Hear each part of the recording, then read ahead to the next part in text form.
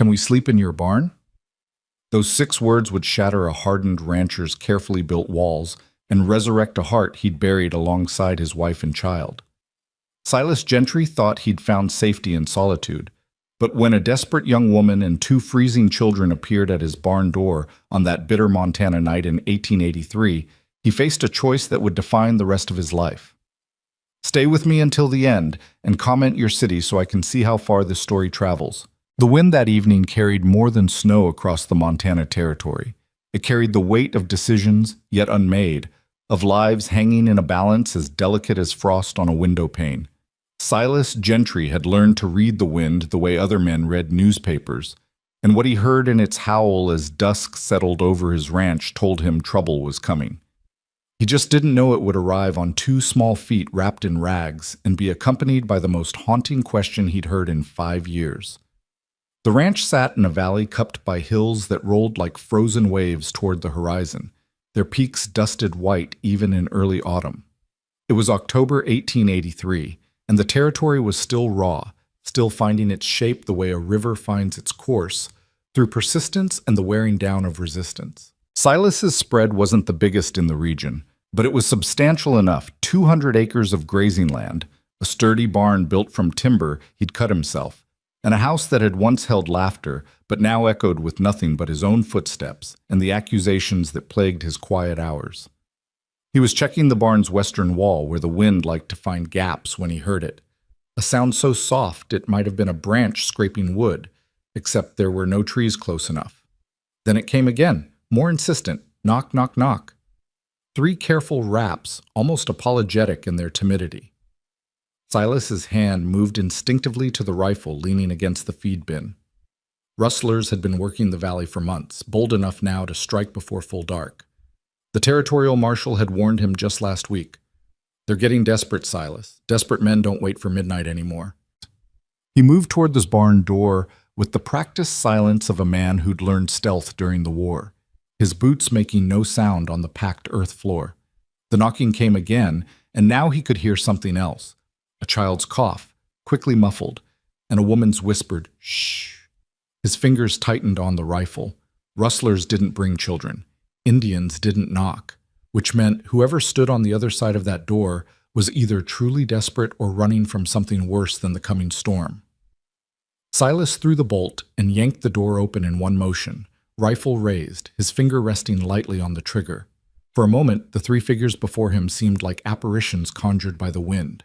So still, so unlikely, that his mind struggled to accept them as real.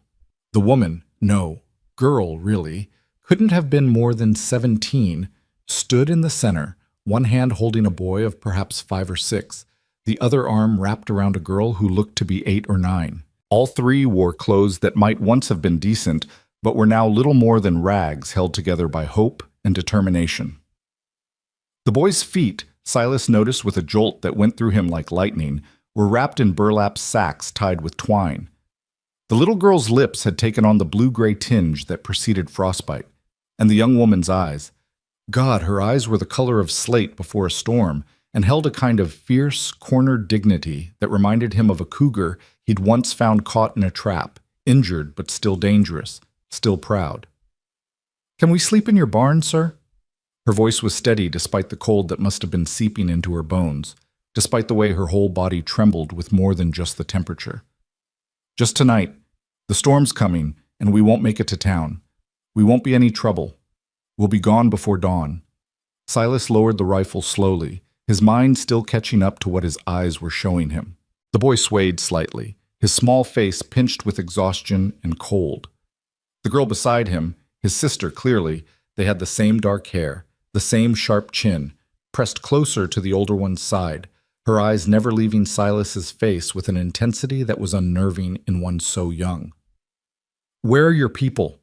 His voice came out rougher than he'd intended, harsh from disuse and shock. "Dead, sir." The young woman's chin lifted slightly, and he saw the cost of that simple statement in the way her jaw tightened. 6 weeks now. Cholera took them both within 2 days of each other. We've been making our way north since. We've got an uncle in Helena, or we did. We're trying to reach him before winter sets proper. Helena was 150 miles north, through mountain passes that would be deadly once the snows came in earnest. Silas looked past them to the darkening sky, where clouds were building like a wall, black and heavy with the promise of the season's first real blizzard. He'd seen enough Montana storms to know this one would be bad, the kind that buried wagons and froze travelers in their tracks, leaving them like statues to be found when the thaw came. His eyes dropped to the boy's feet again, to the inadequate wrapping that was already stained with red. The child had been walking, probably for miles, probably all day. The rage that suddenly filled Silas wasn't directed at these children or their desperate guardian. It was aimed at a world that could reduce human beings to this state, that could leave children's feet bleeding through rags while good Christian folk in warm houses pretended not to see. "Storm's not waiting till tonight," he said, his words clipped. "It'll be here within the hour. You stay in the barn, you'll freeze before morning." The young woman's face went very still, her eyes searching his for the trap she clearly expected. "We'll manage, sir. We've got blankets and we can build a small fire." "Fire in my barn?" Silas's laugh was short and bitter. "That's not managing, girl. That's suicide. You'll burn down my livelihood trying to keep warm." He stepped back, jerking his head toward the barn's interior. "Get inside. There's hay in the loft that'll keep you off the ground, and you can burrow into it for warmth. I'll bring blankets." "We don't want charity." The words came out fierce, proud, and Silas recognized the tone. It was the same one he'd used himself countless times since Mary died. The sound of someone who'd learned that accepting help meant accepting pity, and pity was a poison that destroyed from the inside out. "Didn't offer any," he replied, matching her tone. "Offered shelter. Storm like this comes through, I lose stock. Can't afford to lose stock checking on frozen strangers in my barn every hour. This way, I know where you are. Know you won't be setting fires or causing trouble. It's practical, not charitable. There's a difference." It was a lie, of course, at least partially, but it was the kind of lie that allowed dignity to remain intact, and he saw her recognize it for what it was. Something in her expression shifted, just slightly, and she gave a single sharp nod. "We'll be gone at first light," she said. "Storm will say when you can go," Silas told her. "Not your pride. Now get inside before that boy loses toes." He watched them file into the barn. The young woman first, still wary, still ready to grab her siblings and run if needed. The girl went next, her eyes huge in her pinched face, and finally the boy, limping so badly that Silas had to look away from the sight of it. Once they were inside, he pulled the door partially closed against the rising wind and headed for the house at a pace just short of running. The first snowflakes were already falling, fat and heavy, the kind that meant business. He had maybe 30 minutes before visibility dropped to nothing. His house stood 60 yards from the barn, a solid structure of logs and stone that he'd built with Mary in the early years of their marriage, when they'd still believed the future was something bright and full of promise.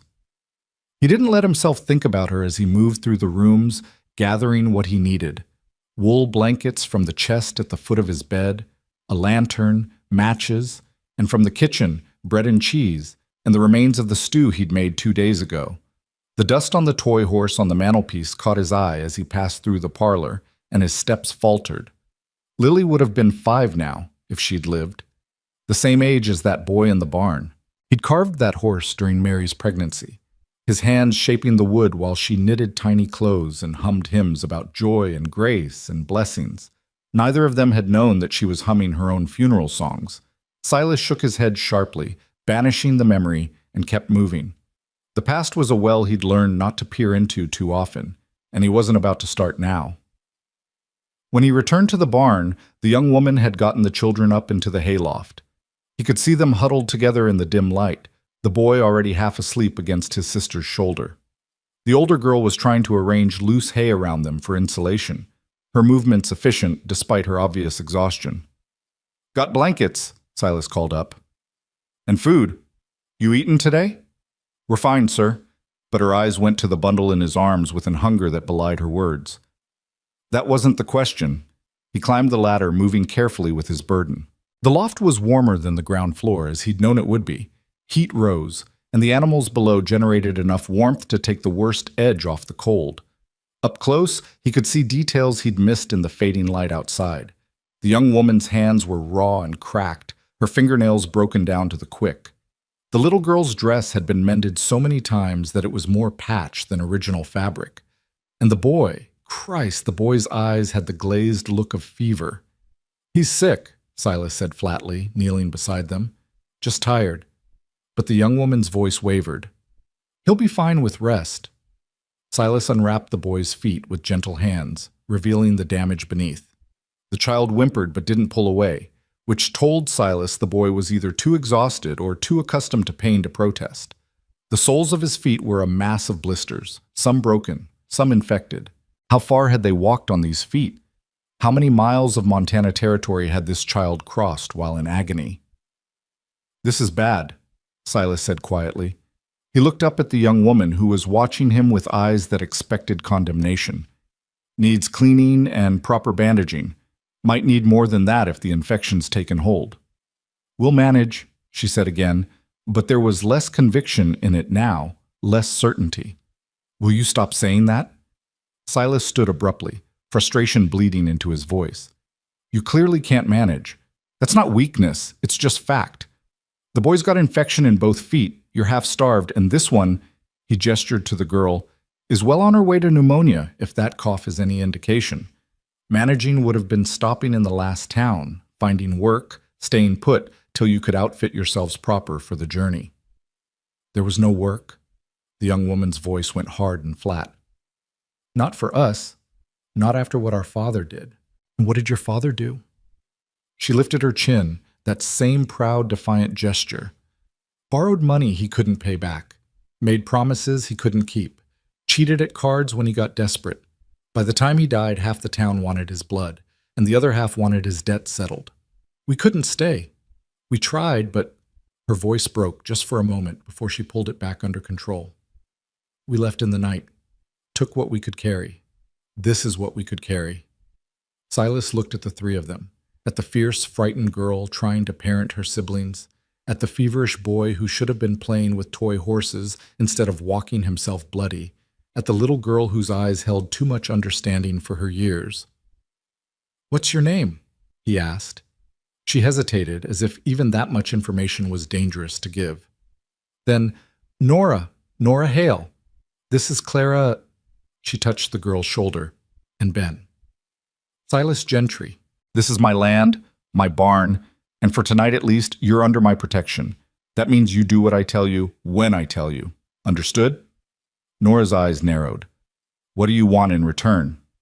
The question hit him like a slap, and he understood in that moment exactly what kind of men she'd encountered on this journey, exactly what kind of offers she'd already refused.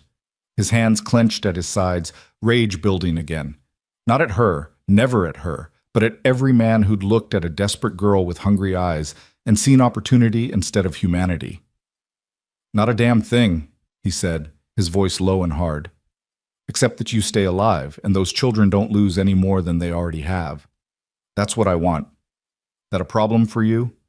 She stared at him for a long moment, searching his face for the lie, for the trap. Whatever she saw there must have satisfied her because she finally gave a small nod. "Good." Silas picked up the lantern. "I'm going to get hot water and medical supplies. You get them wrapped in these blankets and make sure they eat.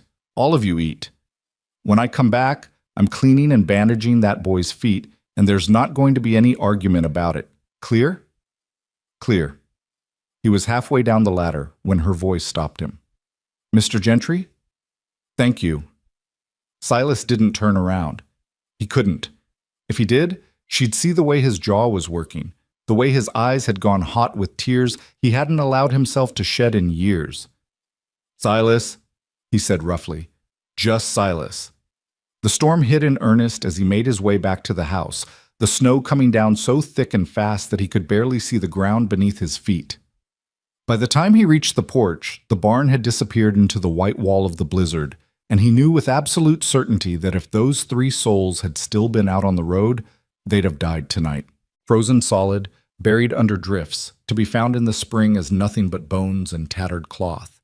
Inside, he built up the fire and set water to boil, moving through the familiar tasks while his mind worked at the problem of three strangers and a storm that might last days.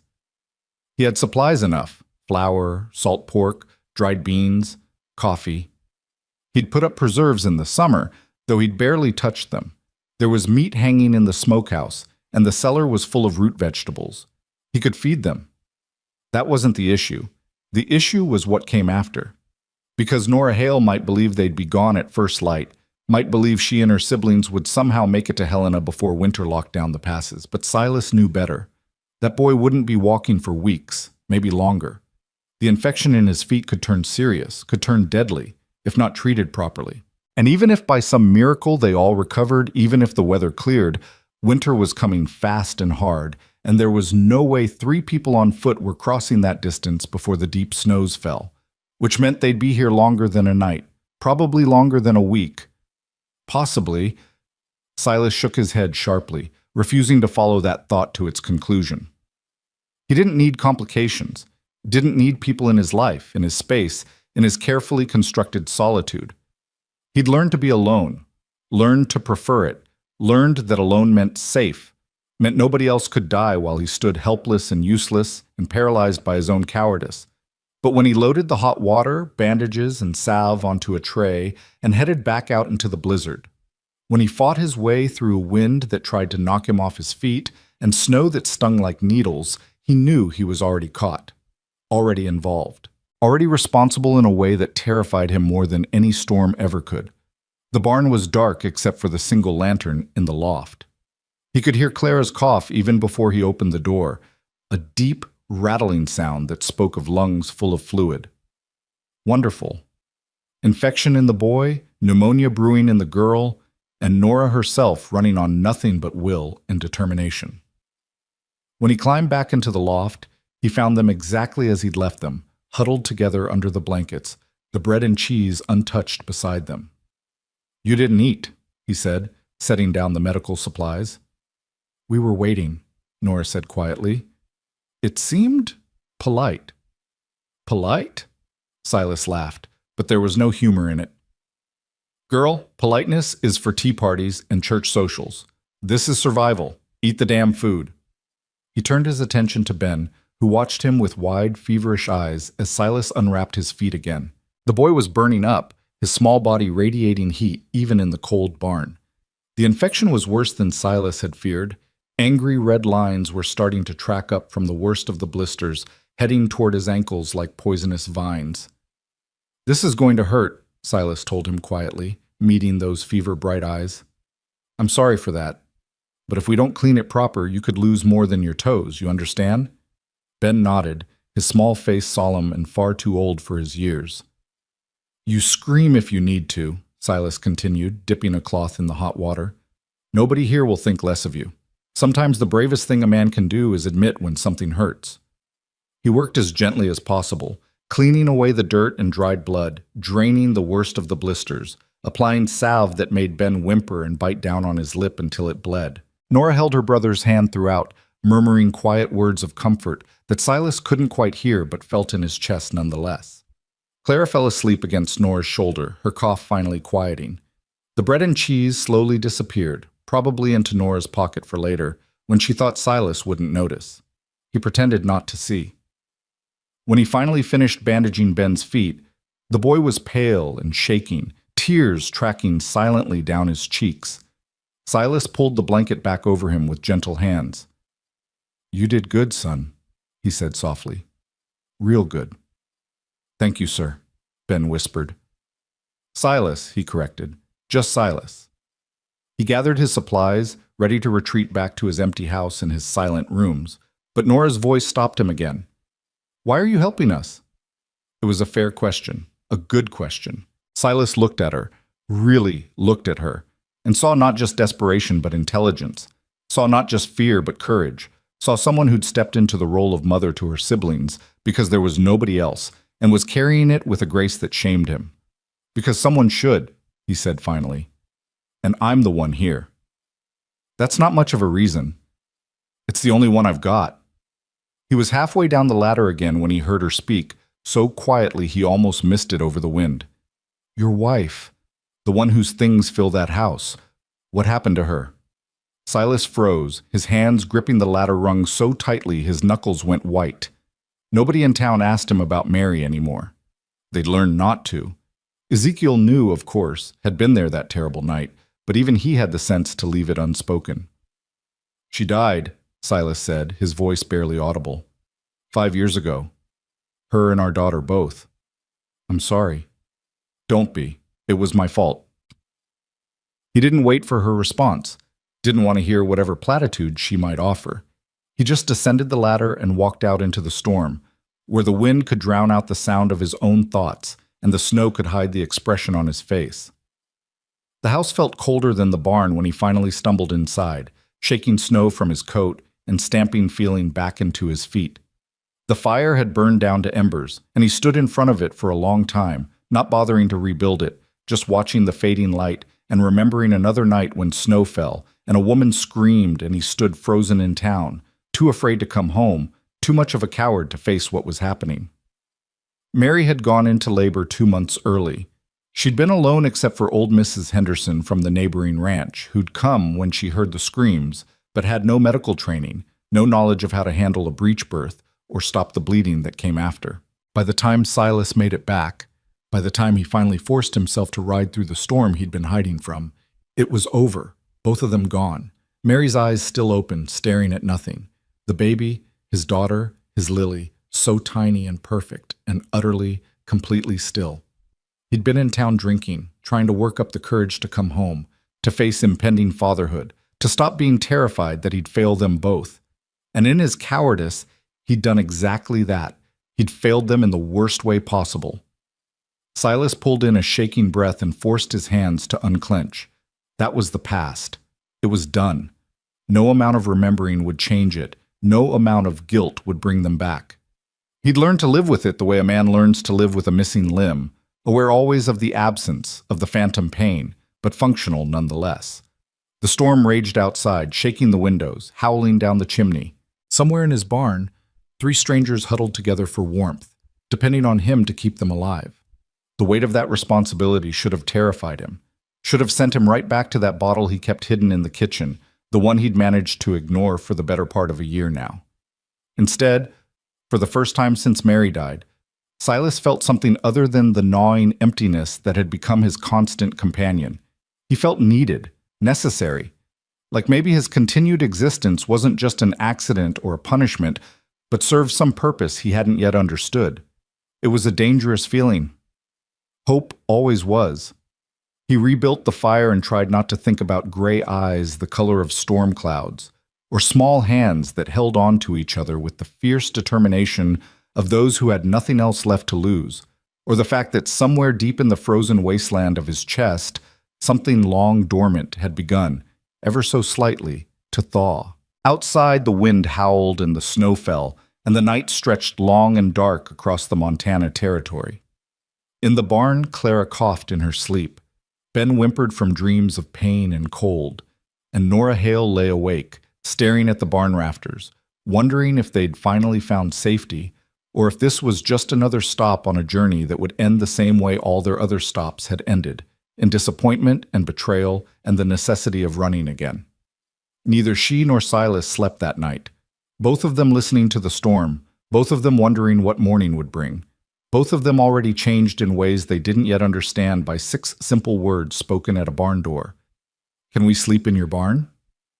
And the answer that came after, not in words but in actions, in the offering of shelter and the careful bandaging of a child's feet, in the understanding that sometimes mercy doesn't ask questions, doesn't demand explanations, doesn't wait for the perfect moment. Sometimes mercy just opens the door and says, "Storm's coming. You'll stay till it breaks."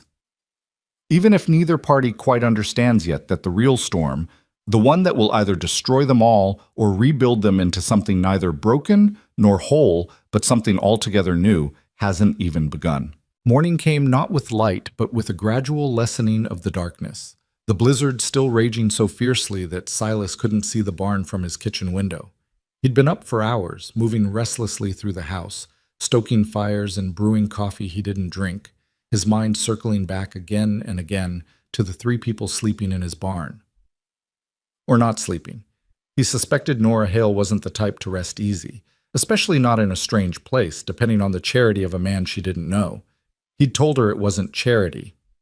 Had meant it, too. But standing in his kitchen now, loading a tray with far more food than was strictly necessary, biscuits he'd actually made fresh, bacon from the smokehouse, eggs from the hens who'd had the sense to stay in their coop, coffee, milk, even a precious spoonful of honey he'd been hoarding.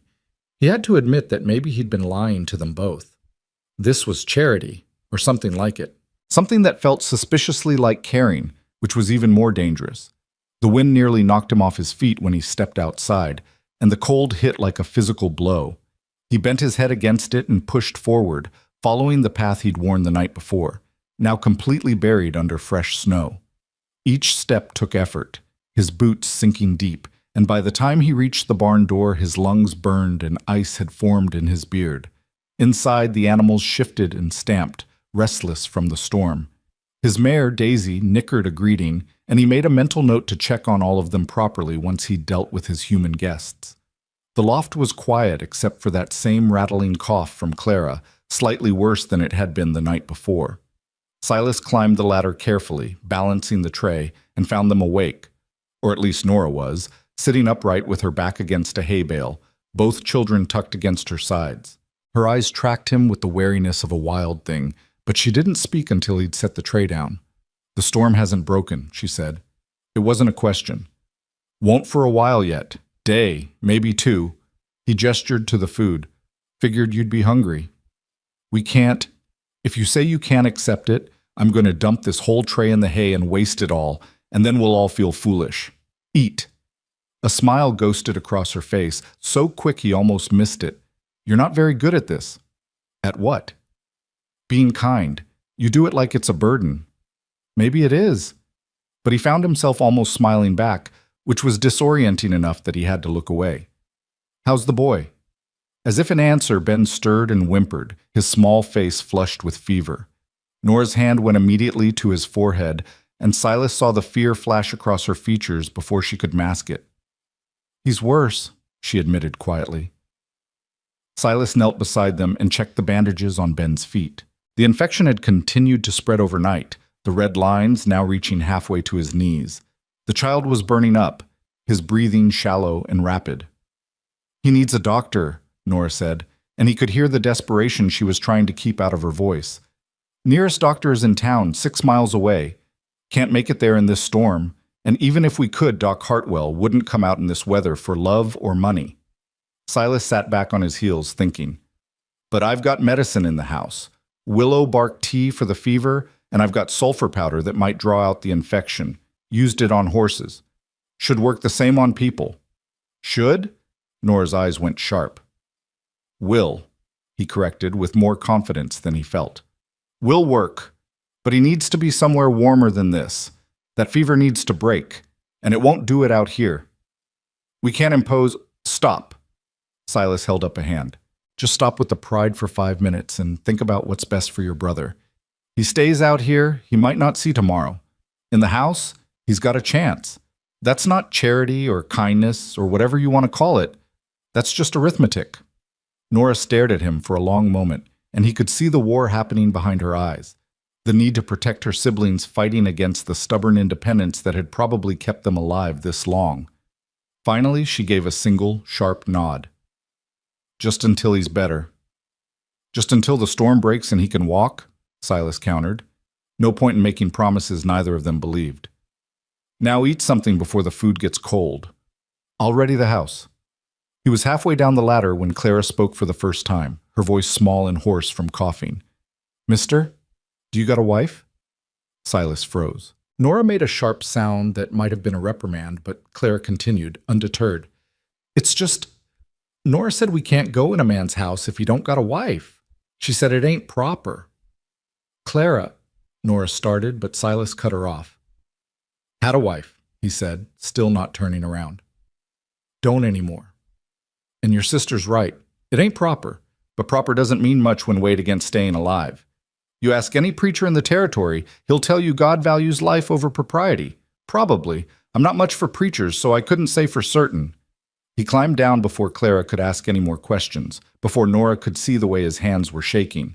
The child's casual inquiry had punched through his defenses like they were paper, leaving him raw and exposed in a way he hadn't been in years. The house needed preparing. He moved through it mechanically, lighting fires in both the parlor and the spare bedroom, the one he'd been using for storage since Mary died because he couldn't stand to look at the empty space where a cradle should have been. He cleared out the boxes and crates, swept the floor, made up the bed with sheets that still smelled faintly of lavender from the sachets Mary had made. The toy horse on the mantelpiece caught his eye again as he passed through the parlor, and this time he didn't look away. He'd carved it during Mary's 7th month, his hands shaping the wood while she read aloud from her Bible, her voice soft and full of contentment. She'd been so certain everything would be fine, so sure that God had blessed them with this child and would see them through the birthing. Silas had believed her, or wanted to. But there'd been a fear in him even then, a cold certainty that something so good couldn't possibly last, that happiness was just a prelude to loss. And he'd been right, hadn't he? He'd been absolutely right. He grabbed the toy horse and shoved it in a drawer, out of sight, where it should have stayed all along. By the time he made his way back to the barn, the wind had picked up even more, the snow falling so thick it was like being inside a cloud. He found them ready. Nora had wrapped both children in the blankets he'd brought, had even managed to get some food into them.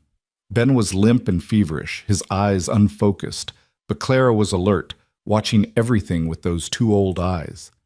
"I'll take the boy," Silas said. "You bring your sister. Stay close behind me.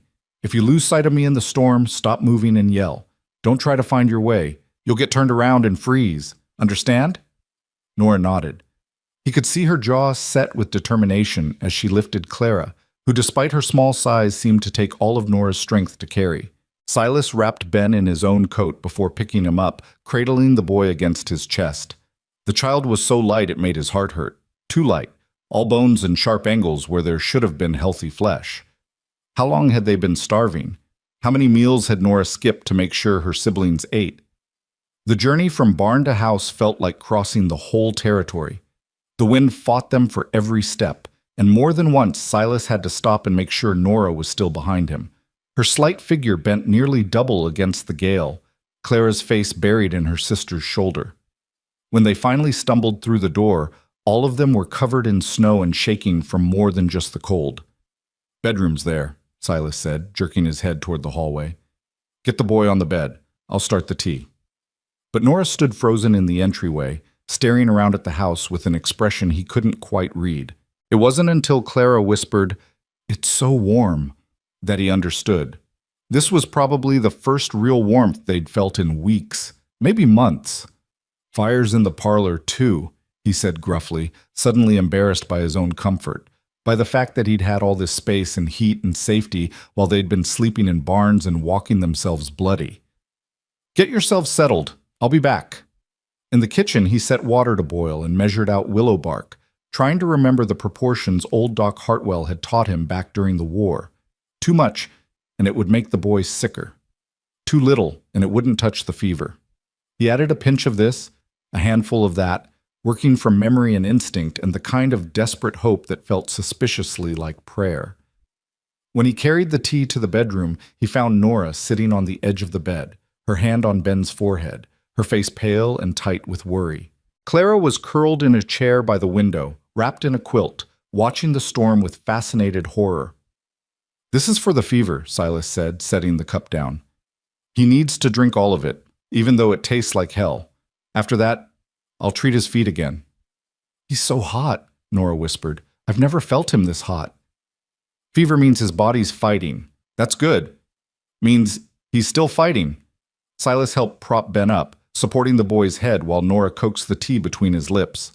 The child struggled weakly, making a face at the bitter taste, but Nora was relentless, murmuring encouragement until the cup was empty. "Good," Silas said. "That's good. Now we wait for it to work." "And if it doesn't?"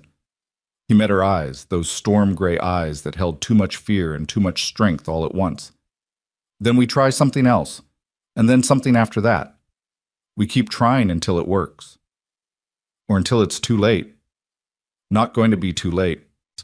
He said it with a certainty he didn't feel, but sometimes certainty was a choice, not a feeling. I've seen worse than this pull through. It was a lie, but it was the kind of lie that gave hope, and sometimes hope was more important than truth. He spent the next hour working on Ben's feet again, cleaning and treating and rebandaging while the boy drifted in and out of fevered sleep. Nora never left his side, her hand always somewhere on her brother, his shoulder, his arm, his hair, as if the physical contact could somehow anchor him to consciousness and life. Clara fell asleep in the chair, her small body finally relaxing in the warmth and safety. Silas found himself watching her breathe, counting each rise and fall of her chest, listening to that concerning rattle, but taking comfort in the rhythm of it. Living. Still living. "What happened to them?" Nora asked suddenly. "Your wife and child." Silas's hand stilled on the bandage he was tying. He should have expected this. She'd asked last night, and he'd given her nothing. Of course she'd push again. She was the type who'd need to know, who'd need to understand what kind of man she was trusting with her family's lives. "She went into labor early," he said finally, his voice flat and empty of inflection. "I wasn't here." "Where were you?" "Town. Drinking." The words tasted like ash. "I was scared. Of being a father, of failing them, of—" He broke off, shook his head. "Doesn't matter. What matters is I wasn't here when she needed me. By the time I got back, they were both gone." "How long ago?" 5 years. October. Right around this time, actually." He finished the bandage and sat back. "There. That should hold." "Is that why you live alone? Why this whole house feels like—" Nora gestured vaguely. "Like a grave?" The observation was so accurate, so cutting, that Silas actually flinched. "Grave's a good word for it. That's exactly what it is. I buried them, and then I buried myself. Seemed like the right thing to do. And now? And now 3 strangers showed up needing help, and I'm too much of a coward to turn them away." He stood abruptly, needing to move, needing to escape the weight of her gaze. "You should rest, both of you. I'll check on the boy every few hours, make sure the fever breaks." "Silas?" She said his name like it meant something, like it was important. "Thank you for all of this. I know you don't want to hear it, but thank you." He nodded once, sharp and uncomfortable, and fled to the kitchen where he could pretend to be busy with tasks that didn't require him to look at Nora Hale's eyes, or think about the way saying his name in that tone made something crack open in his chest. The day crawled by with the storm still raging. Silas checked on Ben every hour, watching the fever spike and hold, willing the medicine to work. He brought food that Nora picked at, but mostly gave to Clara, who ate like she couldn't quite believe the food was real and might disappear if she looked away. In the afternoon, Ezekiel showed up, having fought his way over from his own small cabin on the property. He was Silas's ranch hand, a freed slave who'd come west after the war and had a way with horses that bordered on magical. He was also the closest thing Silas had to a friend, though neither of them would have used that word. "Thought you might be buried under snow," Ezekiel said, stamping his boots at the door. "Came to dig you out, but I see you got company instead." "Travelers," Silas said shortly. "Caught in the storm." Ezekiel's dark eyes took in the details, the women's clothes drying by the fire, the sound of Clara's cough from the bedroom, the tension in Silas's shoulders. "That's so. Travelers usually sleep in the barn. Boy's sick, needed warmth." "Mm-hmm." Ezekiel's expression was knowing. "And that's the only reason?" "That's the only reason that matters." Silas poured coffee, handed a cup to Ezekiel. "Storm should break tomorrow. They'll be gone after that." "Boy sounded pretty sick to me. That cough ain't natural. I'm handling it. Never said you weren't." Ezekiel sipped his coffee, watching Silas over the rim. "Just wondering if you're ready to have people in this house again. Been a long time since these walls heard anything but your footsteps and your ghosts." "They're not staying," Silas said firmly. "Soon as the weather clears and the boy can walk, they're gone." "Where they headed?" "Helena. Got an uncle there, apparently." Ezekiel's eyebrows rose. "That's a hard journey this time of year. Near impossible for folks on foot." "Not my problem." "No?" Ezekiel set down his cup. "Then why you got that look on your face like it is?" Before Silas could answer, Clara appeared in the doorway, wrapped in the quilt like a small ghost. Her eyes went wide at the sight of Ezekiel, and she shrank back. "It's all right," Silas said quickly. "This is Ezekiel. He works here. He He paused, searching for the right word. He's good people. Ezekiel smiled, the kind of gentle smile that transformed his weathered face. Hello there, little miss. You feeling better? Clara nodded slowly, still wary. Ben's awake.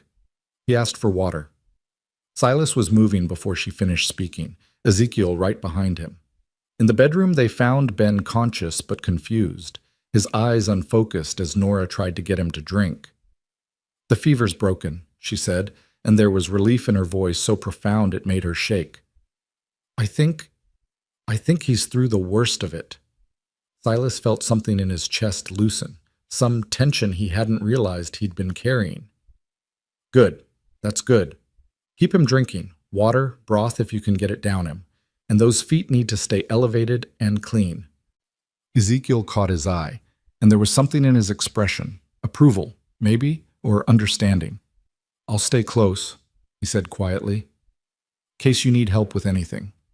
What he meant was, I'll stay close because you're doing something important here. Something that might break you or remake you, and either way, you shouldn't be alone. Silas nodded, throat tight. Appreciate it. The rest of the day passed in a blur of medicine and food and the constant monitoring of Ben's condition. The fever didn't return, and gradually the red lines on his legs began to fade, the infection responding to Silas's rough treatment. By evening, the boy was able to eat a little broth and even managed a weak smile when Clara told him about the snow outside. Nora barely left his side, and Silas found himself watching her when she wasn't looking. The careful way she touched her siblings, the fierce protectiveness in every gesture, the exhaustion she was trying to hide. She was so young, far too young to carry this weight, and yet she carried it with a grace that made his own failures feel heavier. That night, he made a proper supper. Venison stew with vegetables from the cellar, fresh bread, even dried apple pie for after. They ate in the kitchen, all of them crowded around the table, and for the first time in 5 years, the house didn't feel quite so empty. This is wonderful, Nora said softly. I can't remember the last time we had a real meal. Probably before your folks died, Silas said. Before that, even. Papa wasn't much for providing. There was no bitterness in her voice, just resignation. He was better at promises than delivering on them. Nora makes good stew, Clara offered loyally. When we got ingredients. Which wasn't often, Nora admitted. I'm not much of a cook. Mother tried to teach me, but I was always more interested in books than recipes. You read? Silas asked, surprised. When I can. Mother was a teacher before she married. She made sure we all learned letters and numbers. Nora's face softened with memory. She used to say education was the only thing nobody could take from you, no matter how poor you got. Smart woman. She was. Nora's smile faded.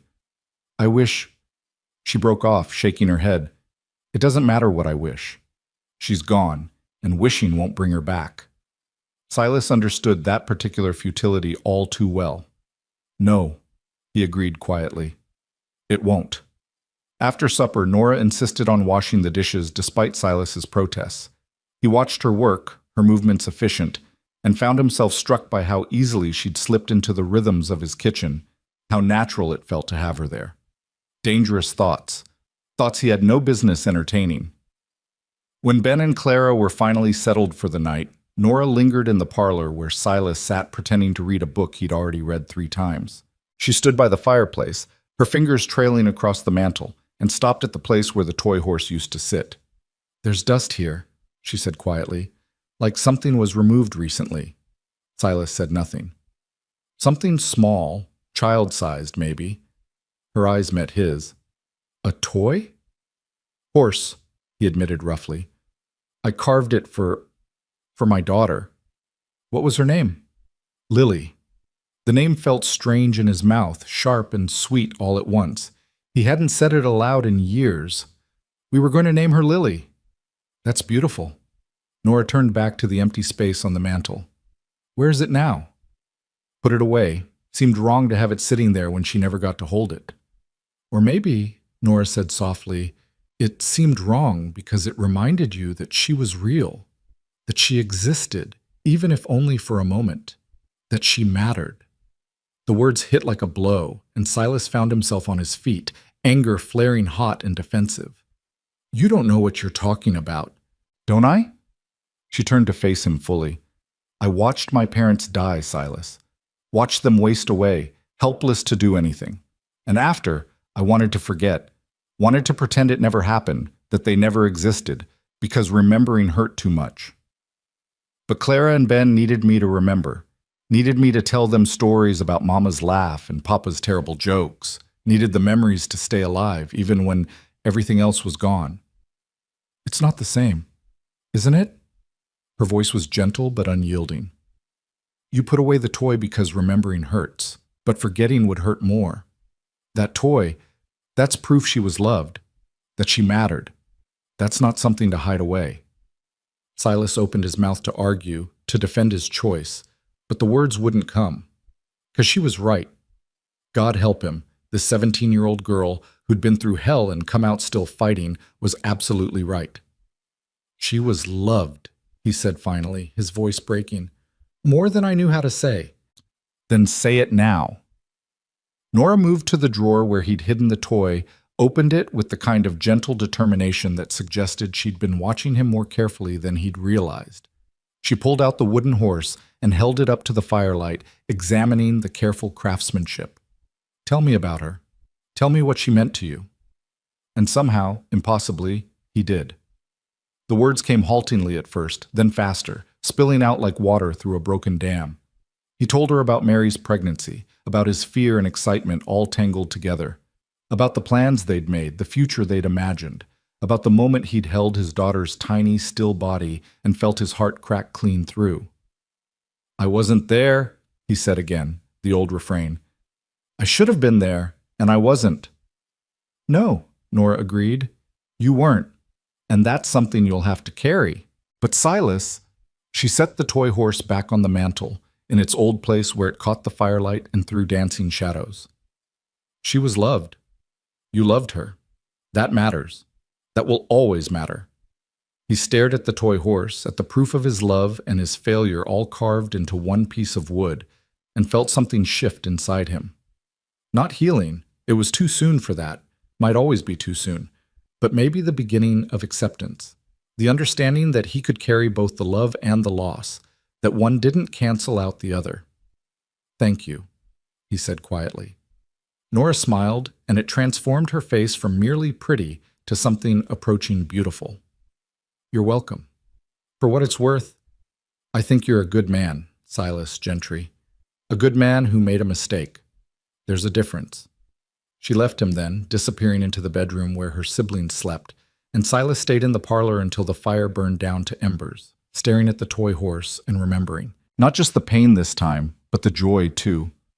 The way Mary's face had glowed when she felt the baby kick, the names they'd argued over, laughing, the cradle he'd built with such care and hope. It hurt to remember, but Nora was right. Forgetting would hurt more. Outside, the storm finally began to ease, the wind dying down to a whisper, the snow falling more gently. By morning it would be clear, and Nora would expect to leave. Would insist on it probably, her pride demanding she not overstay their welcome. But Ben's feet wouldn't be healed. Claire's cough still rattled in her chest, and Nora herself was running on nothing but determination and stubbornness, so thin he could probably count her ribs if he tried. They needed more time. They needed care and feeding and safety, at least until winter proper set in and made the journey north truly impossible. And maybe, just maybe, he needed them too. Needed their presence to remind him that this house was meant for living, not entombing. That warmth and laughter and the sound of children's voices weren't betrayals of Mary's memory, but celebrations of the life she'd wanted for him. He'd let them stay, just a while longer. Just until they were ready. And if some part of him hoped they'd never be quite ready, if some treacherous corner of his heart was already imagining Clara learning to ride that mare, Ben growing strong and healthy, Nora's smile becoming something he saw every day instead of just once, well, he'd deal with that foolishness when it came. For now, he had a house that was finally warm again, and 3 people sleeping under his roof who'd reminded him what it felt like to be needed, to matter, to be something other than a ghost haunting his own life. It wasn't much, but it was something. And after 5 years of nothing, something felt like a miracle. The storm broke just before dawn, leaving the world transformed under 3 feet of pristine snow that sparkled like crushed diamonds in the early light. Silas woke to silence, not the oppressive, empty silence he'd grown accustomed to over the years, but something softer, fuller, alive with the promise of voices that would soon fill it.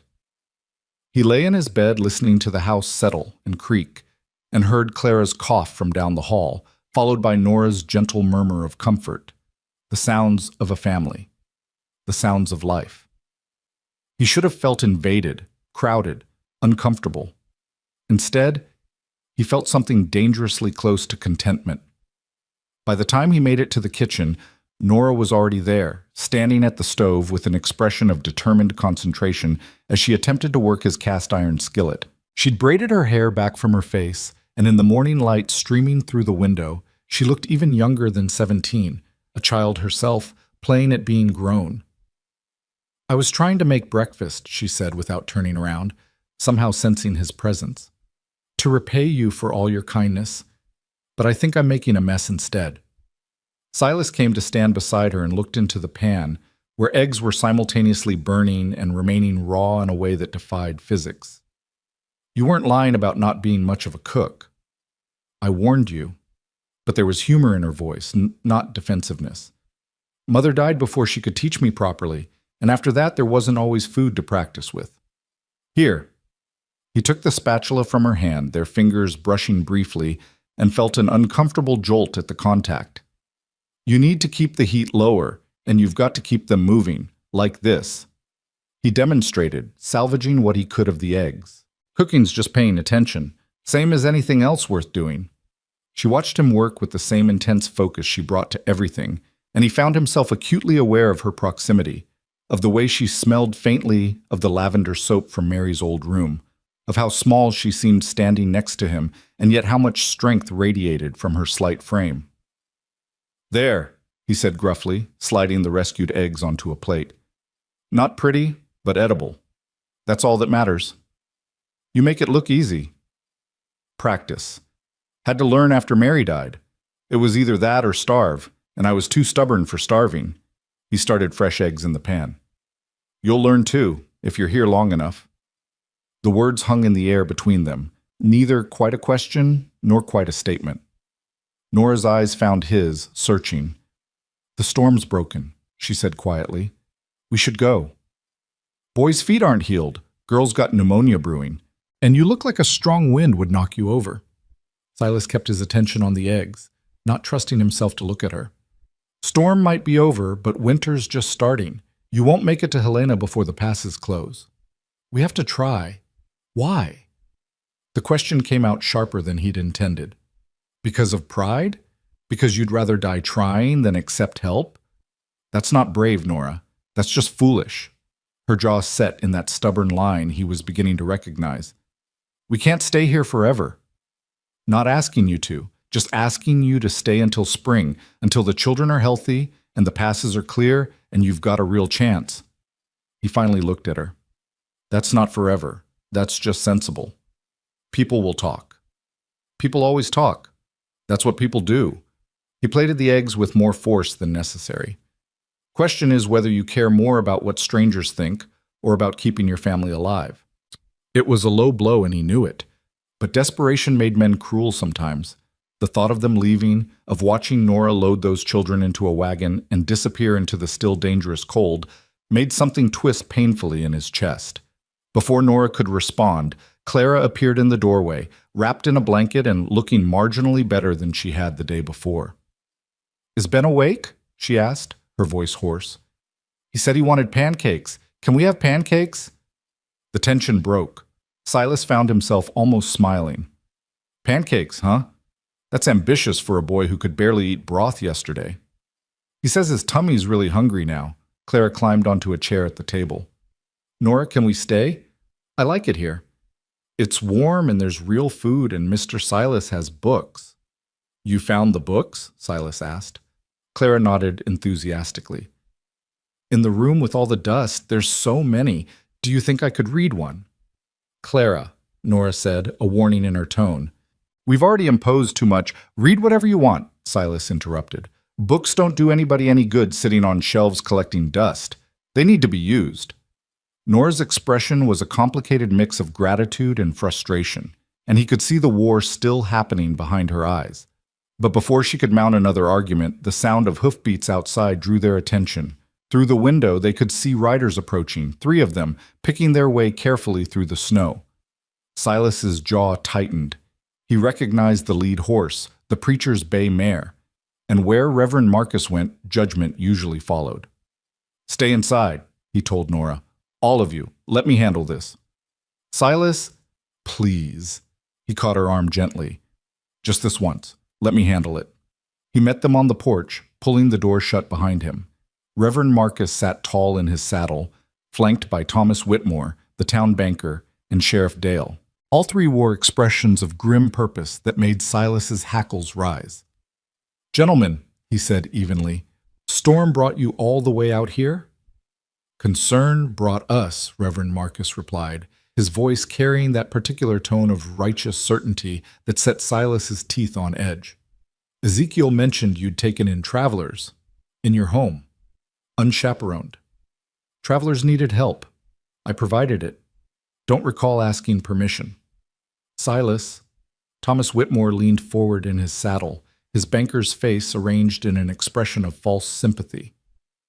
"We understand you were trying to do the right thing, but an unmarried man sheltering a young woman under his roof, it simply isn't proper. It raises questions, creates talk."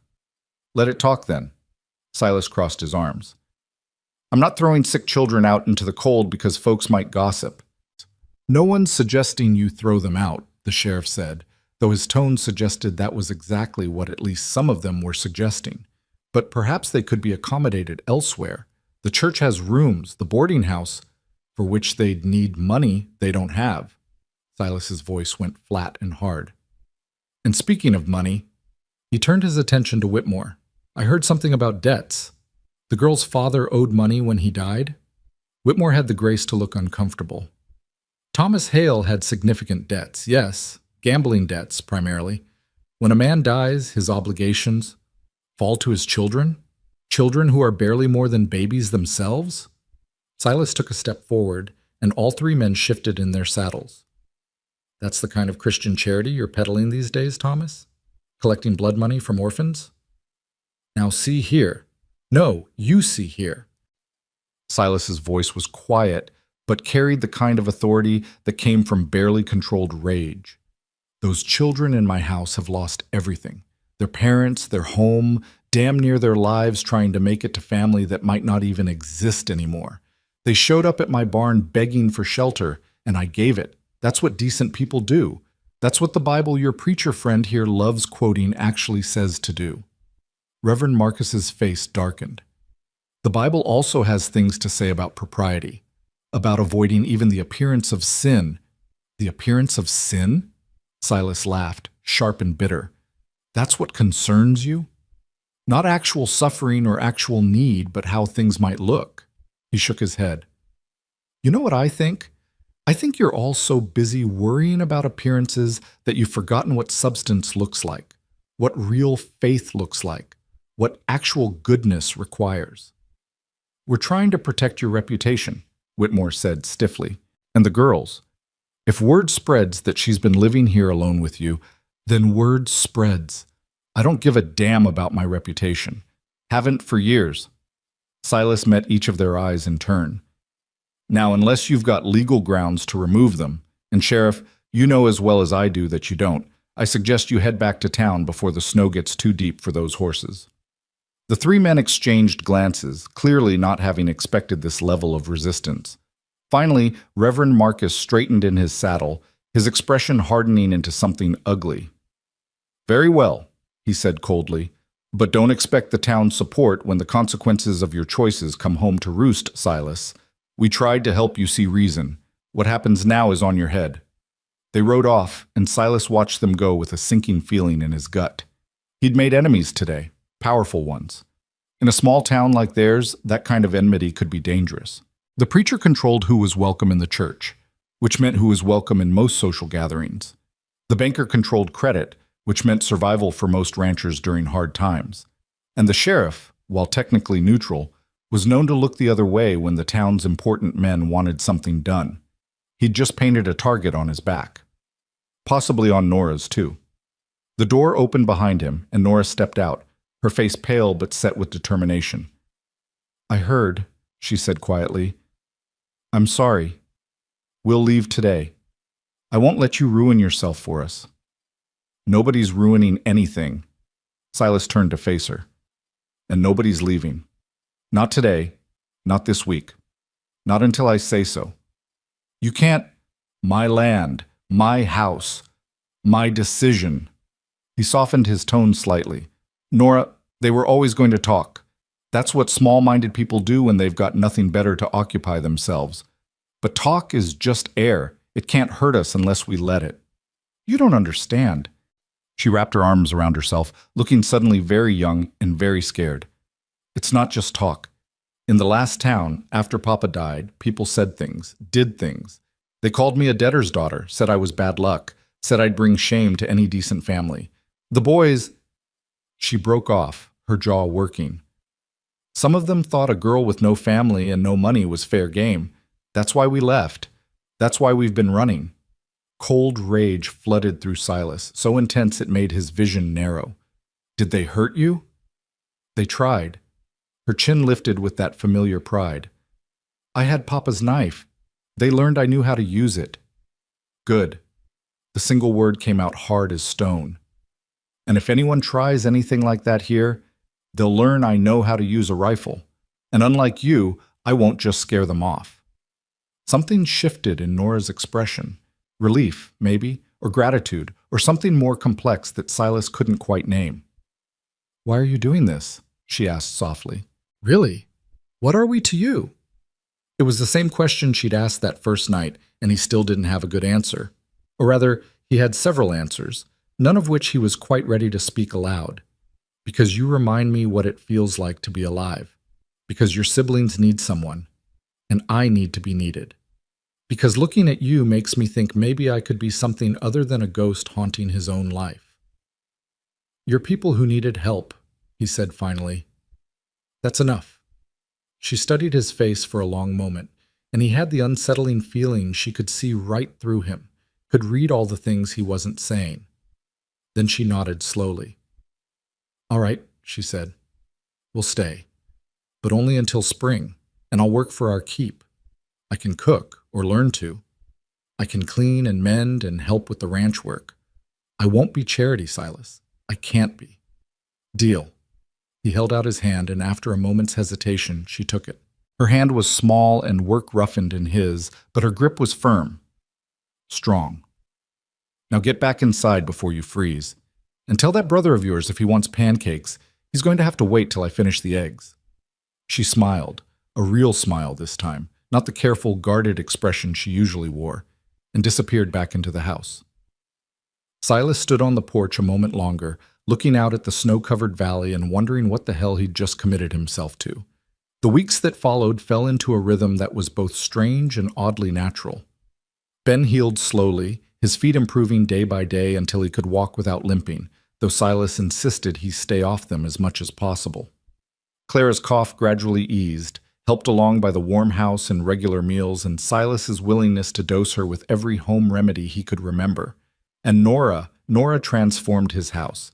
It wasn't anything dramatic or obvious. She didn't rearrange furniture or change his routines, but gradually the dust disappeared from corners. Windows that had been filthy for years suddenly gleamed. Meals appeared on the table at regular times, simple but well made as she practiced the cooking techniques he taught her. The house began to smell like bread and stew and wood smoke instead of emptiness and regret. She found Mary's sewing basket and began mending clothes, first her siblings, then Silas's, darning holes in his socks and fixing tears in his shirts that he'd been ignoring for months. She discovered the garden plot buried under snow and made plans for spring planting, sketching layouts and making lists with an enthusiasm that made him smile despite himself. The children bloomed under the steady routine. Ben, once he could walk properly, followed Silas everywhere, to the barn to feed the horses, to the smokehouse to check the meat, to the woodpile to split logs. The boy had a curious mind and asked endless questions that Silas found himself actually enjoying answering. Why do horses need shoes if their hooves are already hard? Ben asked one morning as they worked in the barn. Same reason we need boots, Silas explained, showing him how to clean Daisy's hooves. Protection. A horse working on rocky ground or pulling heavy loads will wear down their hooves faster than they grow. Shoes keep them from getting sore or injured. Can I help put shoes on? Someday, when you're bigger, horses are strong, and if they get spooked, they can hurt you without meaning to. He glanced at the boy's eager face. But you can help me brush them. Daisy here loves a good brushing. He handed Ben a soft brush and watched the child attack the task with determined concentration. The boy had a gentle touch with animals, he'd noticed, a natural ease that couldn't be taught. Mr. Silas, Ben said after a while, can I ask you something? Sure. Are you going to marry Nora? Silas nearly dropped the hoof pick. What? No. Why would you? Where did that come from? Clara says you are. She says that's why we're staying here, because you and Nora are going to get married, and then you'll be our papa. Ben looked up at him with those serious eyes. I think that would be good. I liked having a papa. And you're nice. You'd be a good papa. Silas felt like he'd been kicked in the chest. Ben, we're not. He struggled for words. Your sister and I aren't getting married. We're just helping each other out for a while. That's all. Oh. Ben's face fell. Clara's going to be sad. She really wants to stay. You can stay till spring, Silas said carefully. That's the plan. But then you'll go on to Helena, find your uncle. What if we don't want to go? The question was small and scared. What if we want to stay here with you? Silas had no answer for that. No safe answer anyway. Because the truth was that he was beginning to want them to stay too, was beginning to imagine a future where Clara learned to read from his books, and Ben grew tall helping with the ranch work and Nora. No. He couldn't let himself go down that path, couldn't start hoping for things that were impossible. Let's not worry about that yet, he said finally. Spring's a long way off. A lot can change before then.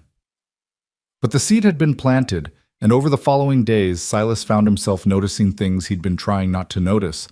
The way Nora hummed while she worked, old hymns her mother had taught her.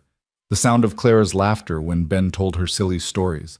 The feeling of coming home to a house that was alive instead of dead, warm instead of cold, full instead of empty. He noticed other things too. The way Nora's eyes tracked him when she thought he wasn't looking. The color that rose in her cheeks when their hands accidentally touched. The careful distance she maintained between them, as if afraid of what might happen if she got too close. Ezekiel noticed too, of course. He had a way of seeing things Silas wanted to keep hidden. You getting attached, Ezekiel observed one afternoon as they worked on mending fence line. To all of them, but especially to her. Don't know what you're talking about, Silas muttered, hammering a post with more force than necessary. Sure you don't. Ezekiel's tone was dry. That's why you find reasons to be wherever she is. Why you teach her cooking like it's the most important thing in the world. Why you look at her like she's water and you're dying of thirst. She's 17 years old. She's 17 going on 30, and you know it. That girl's lived more life in the past few months than most folks live in years. Age ain't just numbers, Silas. It's experience. It's what you've survived. Doesn't matter. Silas drove the post deeper into the frozen ground. Come spring, she's leaving. They're all leaving. That's the agreement. Agreements can change. Not this one. But that night, sitting at the table with all of them, listening to Clara read haltingly from one of his books, while Ben drew pictures with charcoal on slate and Nora sewed by lamplight, Silas felt the careful walls he'd built around his heart beginning to crack. Felt warmth seeping through the cracks like water finding paths through stone. Felt the dangerous possibility of hope taking root in ground he'd thought was permanently barren. It terrified him. The first Sunday after the storm, Reverend Marcus made his position clear. Silas didn't attend church, hadn't since Mary died, but Ezekiel did, and he came back with a face like thunder. He preached about sin, Ezekiel said flatly, about how charity was godly, but how good intentions could lead to wickedness if not properly guided, about how the appearance of impropriety was as dangerous as the sin itself. He didn't name names, but everyone knew who he meant. Let him preach, Silas said, but his hands clenched around his coffee cup. It's not just preaching. Thomas Whitmore stood up after the sermon, called Nora a debtor's daughter, said her father's sins shouldn't be forgotten just because the man died, said debts don't disappear with death. That bastard. Silas was on his feet before he'd consciously decided to move. How much? How much did her father owe? $150, he claimed. Maybe more. It was a fortune to most people, but Silas had money saved. Years of living alone with no one to spend it on had left him with more than he needed. I'll pay it. You do that, and it'll look like you bought her. Ezekiel met his eyes. You know it will. Town's already talking. You settle her debts, they'll say she's your mistress. They'll say worse. I don't care what they say. Maybe you should. Ezekiel's voice was gentle but firm. Because it ain't just your reputation at stake. It's hers. It's those children's. You want Clara going into town and hearing folks call her sister a whore? You want Ben to have to fight every boy who makes a comment? Because that's what's coming if this keeps up. Silas sank back into his chair, running his hands through his hair. Ezekiel was right. He knew it. But what was the alternative? Send them away? Watch them walk back out into the cold and the danger with nothing but hope and determination to sustain them? What do I do? He asked quietly. You tell her the truth, Ezekiel said, about how you feel, about what you want, and then you let her decide. She's too young. She's old enough to raise 2 children alone, old enough to make a 100-mile journey in winter, old enough to decide who she wants and what kind of life she's willing to fight for. Ezekiel stood, placing a hand on Silas's shoulder. Question is whether you're brave enough to let her choose. That night, Silas lay awake listening to the house breathe around him. The creak of floorboards as someone shifted in bed, the whisper of wind against the windows, the distant howl of a coyote on the hills, his house, his land, his carefully constructed solitude. Except it wasn't solitude anymore. It was family, or something like it, something that felt fragile and precious and absolutely terrifying. He thought about Mary, about the promises he'd made at her grave, about how he'd sworn he'd never risk that kind of loss again, never put himself in a position where his cowardice could destroy someone he loved. But wasn't pushing Nora away just another form of cowardice?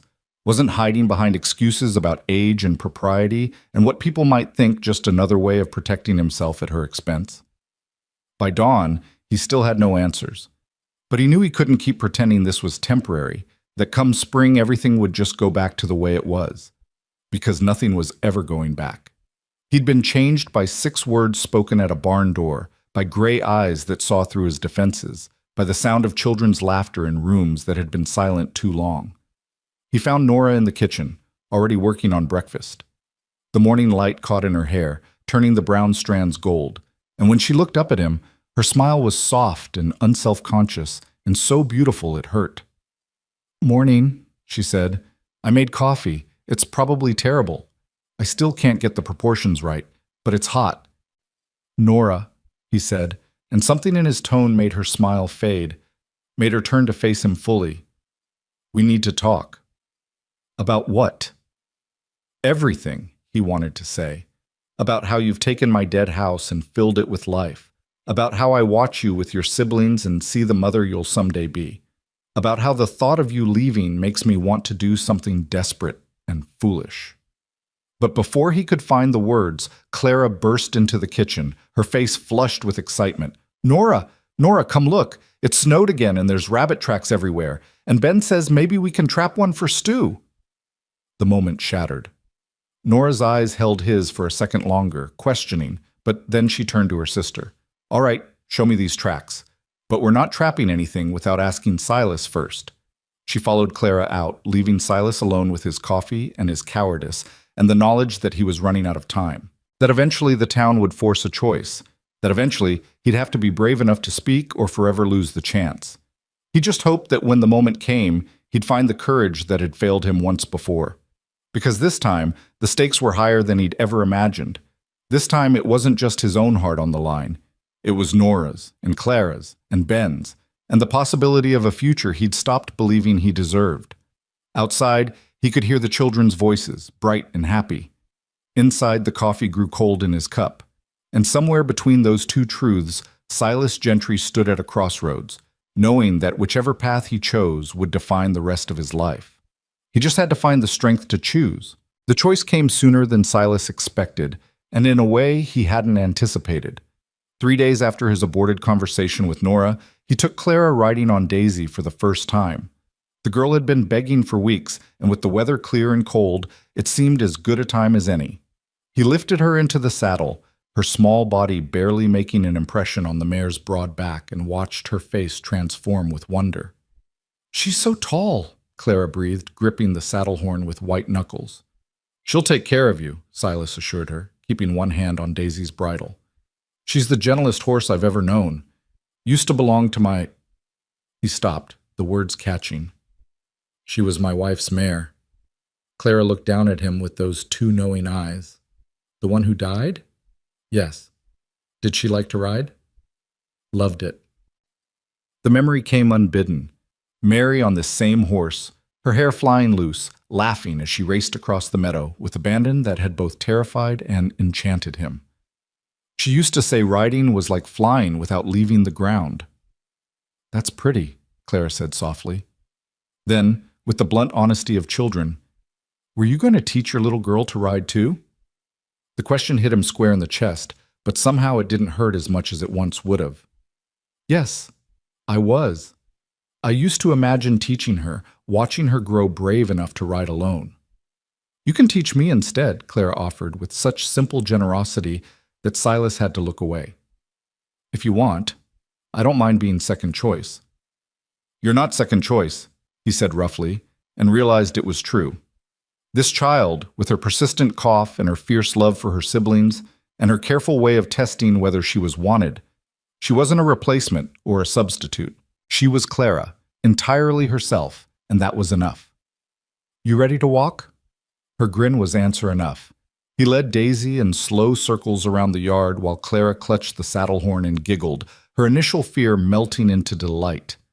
Ben watched from the porch, jumping and waving, and through the window Silas could see Nora standing at the kitchen counter, her hands still, her attention fixed on them with an expression he couldn't quite read.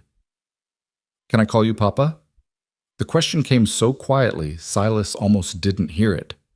He stopped walking, stopped breathing, stopped everything. Clara was looking down at him with hope and fear warring in her face, and he understood that this moment mattered in ways he couldn't fully comprehend. "Why would you want to?" His voice came out hoarse.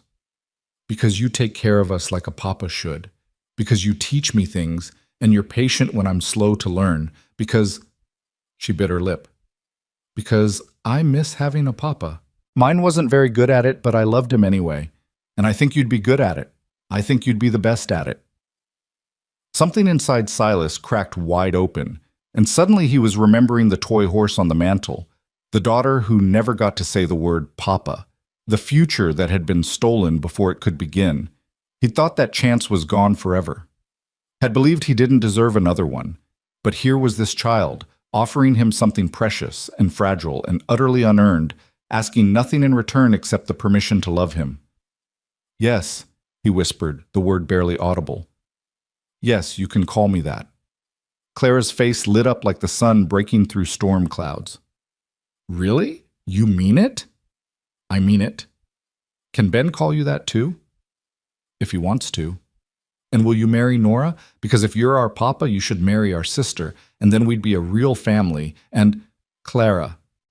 He stopped her before the words could tumble into territory he wasn't ready to navigate. "One thing at a time, all right?" But the seed she'd planted joined the one Ben had already sown, and together they took root in soil that Silas had thought was beyond cultivation. Walking back to the house with Clara still aboard Daisy, listening to her chatter about all the things they'd do together, all the rides they'd take when she was good enough to go faster, he felt the future reshaping itself around him. Felt the careful plans he'd made, to keep them at arm's length, to let them go come spring, to return to his careful solitude, dissolving like snow in sunshine. But the town had other plans. The following Sunday, Reverend Marcus's sermon was no longer subtle. Ezekiel came back from church with a face like granite and words that fell like blows. "He called you out by name this time," Ezekiel said flatly. Said Silas Gentry was harboring sin under his roof. Said an unmarried man and an unmarried woman living together was an abomination, regardless of the circumstances. Said the children were being exposed to wickedness and corruption. He said that? Silas's voice was dangerously quiet. Called them wicked? Worse. He said they were tainted by their father's sins and would grow up to be the same unless they were removed from your corrupting influence. Ezekiel's jaw worked. Then Thomas Whitmore stood up again. This time, he brought papers. Legal papers. Says Nora Hale owes him $200 now. Interest accumulated, he claims. Says if she can't pay, he's within his rights to seize any property or assets associated with her father's estate. She doesn't have any property or assets. No, but you do. Ezekiel met his eyes. He made it real clear that any gifts given to her, any money spent on her behalf, could be considered assets. Said he'd be watching for evidence of financial transactions between you two. Said if you paid her debt, he'd have grounds to claim she'd essentially sold herself to you. Silas felt rage building in his chest, hot and tight. That's extortion. That's a banker protecting his interests according to the law. Ezekiel's expression was grim. And there's more. The preacher suggested that the children might need to be placed with a proper Christian family. Said there were plenty of good folks in town willing to take in orphans, separate them if necessary to ensure they were properly raised. Like hell. The words came out low and lethal. Like hell, anyone's taking those children. Then you better figure out how to stop them, Ezekiel said. Because this is just the beginning. They're coming for you, Silas. Coming for all of you. And they won't stop until they've either driven you out or destroyed what you're trying to build here. After Ezekiel left, Silas stood in his parlor and stared at the toy horse on the mantel. The last time the town had come for him, he'd hidden. He'd been in a saloon drinking away his fear while his wife died alone. He'd let cowardice rule him, and it had cost him everything. He wouldn't make that mistake again. But when he turned to find Nora, she was already standing in the doorway, her face pale and set with terrible determination. I heard, she said quietly, we're leaving, today, before this gets worse. No. Silas, no. He moved toward her, and she held her ground, though he could see the fear in her eyes. I let people die once because I was too afraid to fight for them. I won't do it again. This isn't your fight. The hell it isn't. His voice rose despite his best efforts to control it. You think I don't know what will happen if you leave? You think I don't know that winter will kill you, that you'll never make it to Helena, that those children will die on some frozen road, and it'll be my fault for letting you go? It won't be your fault. It will be, just like Mary was my fault, just like Lily was my fault, because I knew better, and I let fear make my choices for me. He grabbed her shoulders, not roughly but firmly, forcing her to look at him. I'm done being afraid, Nora. I'm done letting good things slip away because I'm too much of a coward to fight for them. What are you saying? Her voice was barely a whisper. I'm saying you stay. I'm saying we face this together. I'm saying... He stopped, the words catching in his throat, but her eyes held his, and he found the courage to continue. I'm saying I don't want you to leave. Not in the spring. Not ever. Silas? She said his name like a prayer and a warning all at once. I'm 17 years old. You're, what, 30, 31? People will say terrible things. They already are. Let them. You don't understand. In the last town, after Papa died, the things they said about me... Her voice broke. They said I was his whore. Said that's how he paid his debts, by selling his daughter. It wasn't true, but it didn't matter. Truth doesn't matter when people want to believe the worst. Then we'll give them something else to believe. He gentled his grip on her shoulders, his thumbs tracing small circles against the fabric of her dress. We'll get married. Properly. With the whole town as witnesses. That'll shut them up. She stared at him like he'd lost his mind. You can't be serious. I've never been more serious about anything in my life. You don't love me. The words came out flat, defensive. You barely know me. This is just... You're trying to protect us, and I appreciate it, but don't tell me what I feel. He released her shoulders but didn't step back. You think I haven't noticed the way my heart beats faster when you walk into a room? You think I don't see you in every corner of this house, Don't imagine you there when you're not. You think I haven't been lying awake at night trying to figure out how to ask you to stay without sounding like every other desperate man who's tried to use you? Nora's eyes had gone wide, her breath coming faster. Silas, I'm not asking you to love me back, he continued, the words pouring out now like water through a broken dam. I'm not asking for anything except the chance to keep you safe, to give those children a home, to be the man I should have been 5 years ago when it mattered. This isn't about Mary, Nora said softly. This can't be about making up for the past.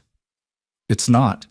He reached up, tucked a strand of hair behind her ear with fingers that trembled slightly. It's about the future. About choosing to live instead of just surviving. About being brave enough to try again. She caught his hand, held it against her cheek. Her skin was warm and soft, and he could feel her pulse racing beneath his fingers. What if I can't be what you need? What if I'm too young, too damaged, too— You're perfect. The word came out fierce and certain. Exactly as you are. Perfect. For a long moment they stood there, the morning light streaming through the window, the house quiet around them except for the distant sounds of the children playing in the bedroom. Then Nora rose on her toes and kissed him, brief, chaste, but full of promise. Ask me properly, she whispered against his lips. If you mean it, ask me properly. Silas pulled back just enough to meet her eyes, and what he saw there made his breath catch. Not just acceptance or resignation, but something that looked dangerously close to hope, to joy, to the beginning of love. He dropped to one knee right there in the parlor, still holding her hand. Nora Hale, will you marry me? Will you let me be a father to your siblings and a husband to you? Will you stay here and build a life with me for however long we both shall live? Yes. The word came out breathless, happy. Yes, you impossible, stubborn, wonderful man. Yes. He stood and pulled her into his arms, and she came willingly, burying her face against his chest. He could feel her shaking, with laughter or tears or relief. He couldn't tell. But it didn't matter. She was here. She was his. They had a chance. We'll do it soon, he said into her hair. Before the town can mount more attacks, before they can separate you from the children or come after you for debts. We'll get married and make it legal and permanent, and then let them try to tear us apart. They will try, she warned, pulling back to look at him. The preacher won't want to marry us. The town won't accept it. This won't be easy. Nothing worth having ever is. But he smiled, and it felt strange on his face. He couldn't remember the last time he'd smiled like this, open and genuine. But we'll face it together. That's more than I've had in a long time. The children found them like that, standing together in the parlor, Nora's hand in Silas's. Clara took one look at their faces and squealed with delight. You're getting married. I knew it. Ben, I told you. Ben appeared behind his sister, his expression cautious but hopeful. Does this mean we get to stay? For real? For real, Silas confirmed, and found himself kneeling again so he could look both children in the eyes. If you'll have me, I'm not your father, and I won't try to replace him. But I'd like to be your family. I'd like to be your papa, if you'll let me. Ben launched himself at Silas with enough force to nearly knock him over, small arms wrapping tight around his neck. I'll let you. I want you to be our papa. I want us to stay forever. Clara joined the embrace, and then Nora, until all four of them were tangled together on the parlor floor, laughing and crying and holding on like they'd never let go. And in that moment, Silas felt something he hadn't felt in 5 years. Complete. Whole. Like all the broken pieces of his life had finally found a way to fit back together into something new and beautiful and worth fighting for. But the fight came sooner than any of them expected. 2 days later, on a cold Tuesday morning, Sheriff Dale arrived with Thomas Whitmore and 2 men Silas didn't recognize. They rode up to the house with grim faces and legal papers, and Silas met them on the porch with his rifle cradled in his arms. That's far enough, he called out. State your business. We're here on legal matters, Sheriff Dale said, though he looked uncomfortable. Thomas has papers. I don't care about papers. Silas's voice was flat and hard. You're not taking those children. You're not touching Nora. And if you try, we'll have a problem. Now, Silas, don't do anything foolish, the sheriff said, raising his hands placatingly. Nobody's trying to take anyone. We just need to discuss the matter of debts and proper guardianship. The only guardianship those children need is mine. As of yesterday, I formally filed papers in town. Adoption papers for both Clara and Benjamin Hale. They're my legal responsibility now. This was a lie. He hadn't had time to file anything yet, but it bought him a moment as the men exchanged confused glances. You can't just adopt children, Whitmore sputtered. There are procedures, laws, and I'm following them, which means until those papers are processed, those children are under my protection. You want to challenge that? You take it up with a judge. Silas shifted the rifle slightly, not quite aiming but making his position clear. As for the debt, I'm settling it. Right now. Full amount, whatever you claim she owes. I already told you what would happen if you paid her debts, Whitmore said, his voice taking on a nasty edge. It'll prove she's been living as your mistress, selling herself to you for room and board. She's been living as my fiancé, Silas interrupted coldly. We're getting married this Sunday, so whatever ugly stories you've been spreading, you can take them and choke on them. The sheriff's eyebrows rose. Married? Does Reverend Marcus know about this? Don't need Marcus. Ezekiel's got the authority to perform marriages. He's a registered minister, has been for years. He'll do the ceremony here, on my land, with whoever wants to witness it. This was only partially true. Ezekiel had the legal right but had never exercised it, but Silas was banking on the town not knowing that detail. This is highly irregular, one of the unknown men said. He had the look of a lawyer about him, all sharp eyes and sharper words. A marriage of convenience to avoid legal consequences. Nothing convenient about it, Silas said. I love her. She's agreed to be my wife. The children will be mine legally. That's not convenience, that's family. Now, unless you've got actual legal grounds to be here, I suggest you leave before I decide you're trespassing. The standoff lasted another tense minute before Sheriff Dale sighed and turned his horse. Come on, boys. We'll take this to the territorial judge. Let him sort it out proper. Whitmore looked like he wanted to argue, but the lawyer placed a hand on his arm and shook his head. They rode off, but not before Whitmore called back. This isn't over, Gentry, not by a long shot. Silas watched them disappear down the road before his legs gave out, and he sat heavily on the porch steps, his hands shaking. The rifle fell from his nerveless fingers, and he had to take several deep breaths before the world stopped spinning. The door opened behind him, and Nora sat down beside him, not touching but close enough that he could feel her warmth. That was terrifying, she said quietly. Yeah. Were you really going to shoot them? If they tried to take you, yes. He looked at her, saw his own fear reflected in her eyes. I meant what I said, Nora. All of it. But I should have asked if you minded me telling them we're engaged. Should have given you time to... I don't mind. She took his hand, laced her fingers through his. And I meant what I said, too. I'll marry you this Sunday or any day you want. Sunday might be soon, he admitted. I don't even know if Ezekiel can really marry us. I might have just lied through my teeth to the sheriff. Then we'll make it true. She squeezed his hand. We'll ask him today. And if he can't, we'll find someone who can. We'll make this work, Silas, whatever it takes.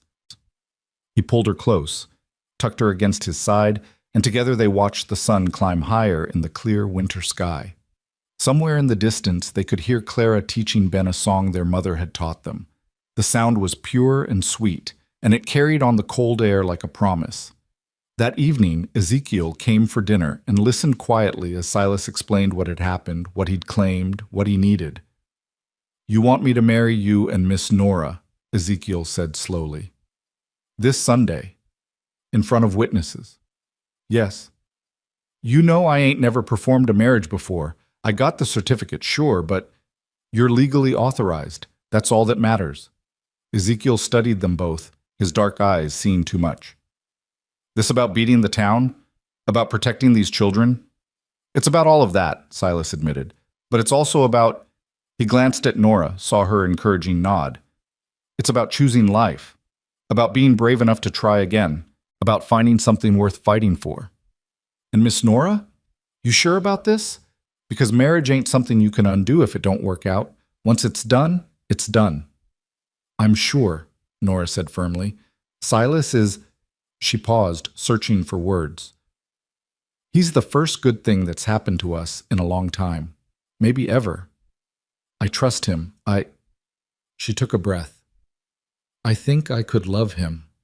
I think maybe I already do.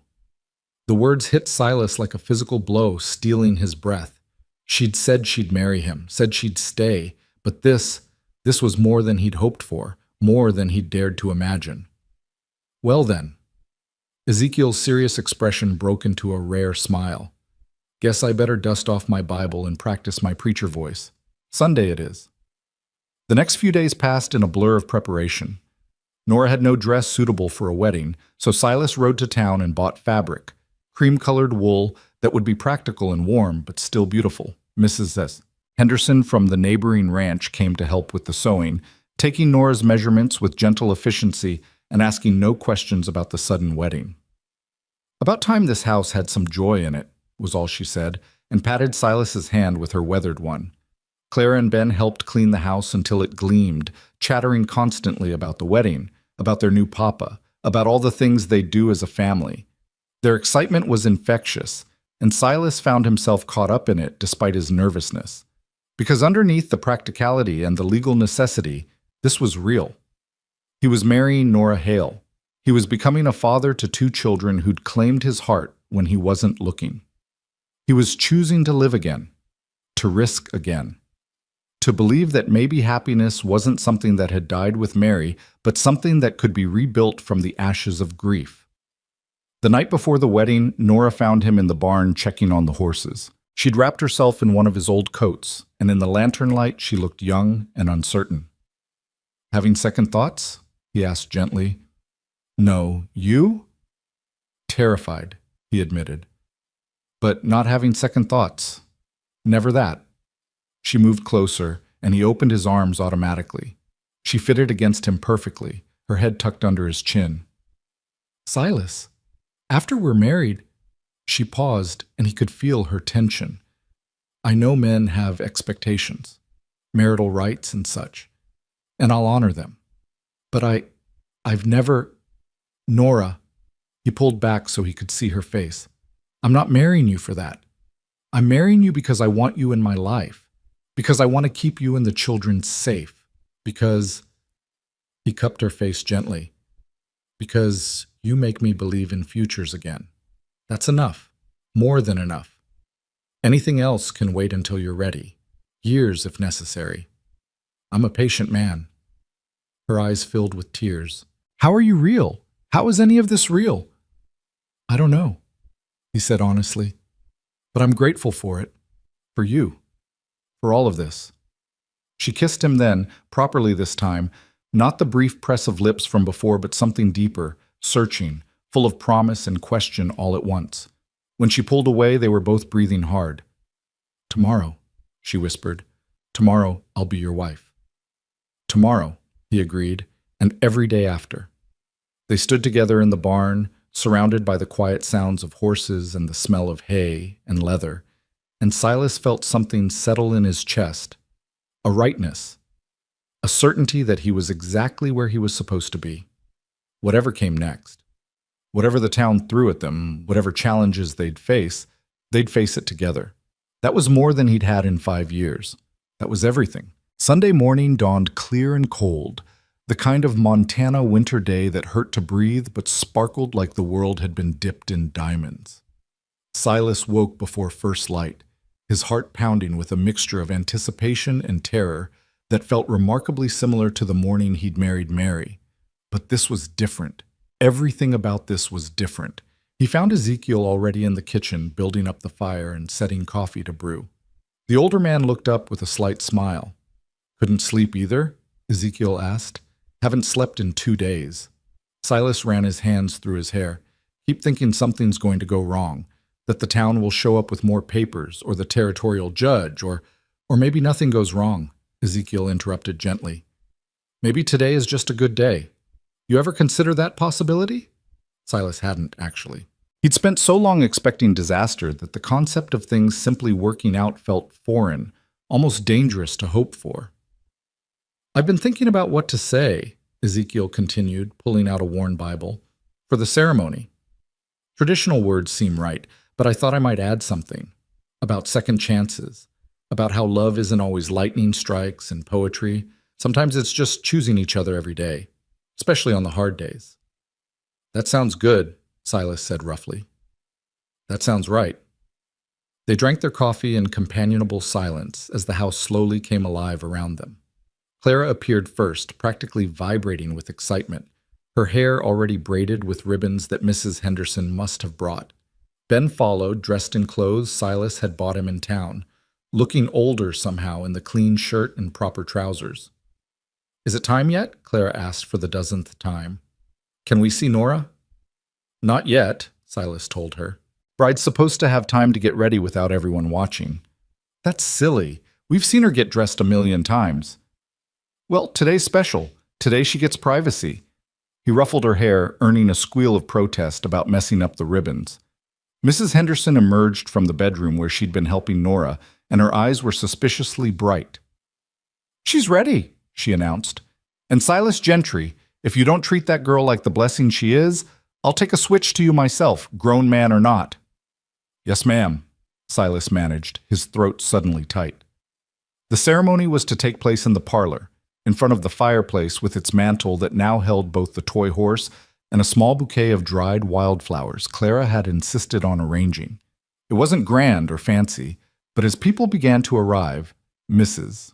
Henderson and her husband, a few neighboring ranchers who'd always been decent to Silas, even old Doc Hartwell who'd ridden out despite the cold, the room filled with warmth that had nothing to do with the fire. Noticeably absent were Reverend Marcus, Thomas Whitmore, and anyone else from the town's so-called leadership. Their absence was its own statement, but Silas found he didn't care. The people who mattered were here. The people who understood what family meant, what loyalty meant, what love meant. They'd come to witness and celebrate. When Nora finally appeared in the doorway, Silas forgot how to breathe. Mrs. Henderson had worked magic with the cream wool, fashioning a dress that was simple but elegant, fitted at the bodice and flowing to the floor. Nora had left her hair loose, the way Silas had once mentioned he liked it, and it fell in dark waves past her shoulders. She held a small bouquet of evergreen sprigs, practical, winter-hardy, enduring. Her eyes found his across the room, and the nervous uncertainty in them transformed into something radiant when she saw his expression. She was 17 years old and had lived more hardship than most people experienced in a lifetime. She was fierce and frightened, brave and broken, stubborn and soft all at once, and she was walking toward him with steady steps, her hand light on Ben's arm as the boy proudly escorted his sister down the makeshift aisle. When she reached him, Silas took her hand and found it trembling. He squeezed gently, a silent promise. I've got you. We've got each other. Ezekiel opened his Bible and cleared his throat, and the room fell silent except for the crackle of the fire and Clara's excited breathing. We're gathered here today, Ezekiel began, his deep voice filling the space with unexpected authority, to witness the union of Silas Gentry and Nora Hale. Now, I could stand here and recite all the traditional words about marriage, and I will, because the law requires it, but first I want to say something that matters more. He looked at both of them, his gaze steady and knowing. I've known Silas for 5 years. Watched him bury himself along with his wife and child. Watched him turn this house into a tomb and his heart into stone. I didn't think I'd ever see him live again, truly live, not just exist. But then 3 strangers showed up asking for shelter, and something happened that I can only call a miracle. Nora's eyes were bright with unshed tears. Silas's hand tightened on hers. Marriage isn't just about love, Ezekiel continued, though that helps, and I believe what you two have could grow into something deep and lasting. Marriage is about choosing someone, about saying, I see who you are, the broken parts and the beautiful parts, and I choose to stand beside you anyway. It's about building something together out of whatever materials you've got, even if those materials are just hope and determination and stubborn refusal to give up. He smiled then, warm and genuine. Silas Gentry, you're choosing to be a husband again and a father for the first time. Nora Hale, you're choosing to trust a man when you've had every reason not to trust any man ever again. These children are choosing to open their hearts to new family. That kind of bravery deserves to be witnessed and celebrated. Clara sniffled loudly, and someone passed her a handkerchief. "Now then," Ezekiel said, his tone shifting to something more formal. "Silas Gentry, do you take Nora Hale to be your lawfully wedded wife? Do you promise to honor her, protect her, stand beside her in times of plenty and times of want, in sickness and in health, for as long as you both shall live?" "I do." The words came out strong and certain, and Silas meant them with every fiber of his being. "Nora Hale, do you take Silas Gentry to be your lawfully wedded husband? Do you promise to honor him, stand beside him, build a life with him, in times of plenty and times of want, in sickness and in health, for as long as you both shall live?" Nora's voice wavered only slightly. "I do." "The rings?" There was a moment of panic. They'd been so focused on the legal aspects and the speed of everything that rings hadn't even occurred to Silas. But Ben stepped forward, his small hand outstretched, holding two simple bands that gleamed dully in the firelight. "I made them," the boy announced proudly, "out of copper wire. Papa—" He stopped, his face flushing. "I mean, Silas showed me how to twist them just right so they wouldn't break. They're not fancy, but they're perfect," Nora said, her voice breaking.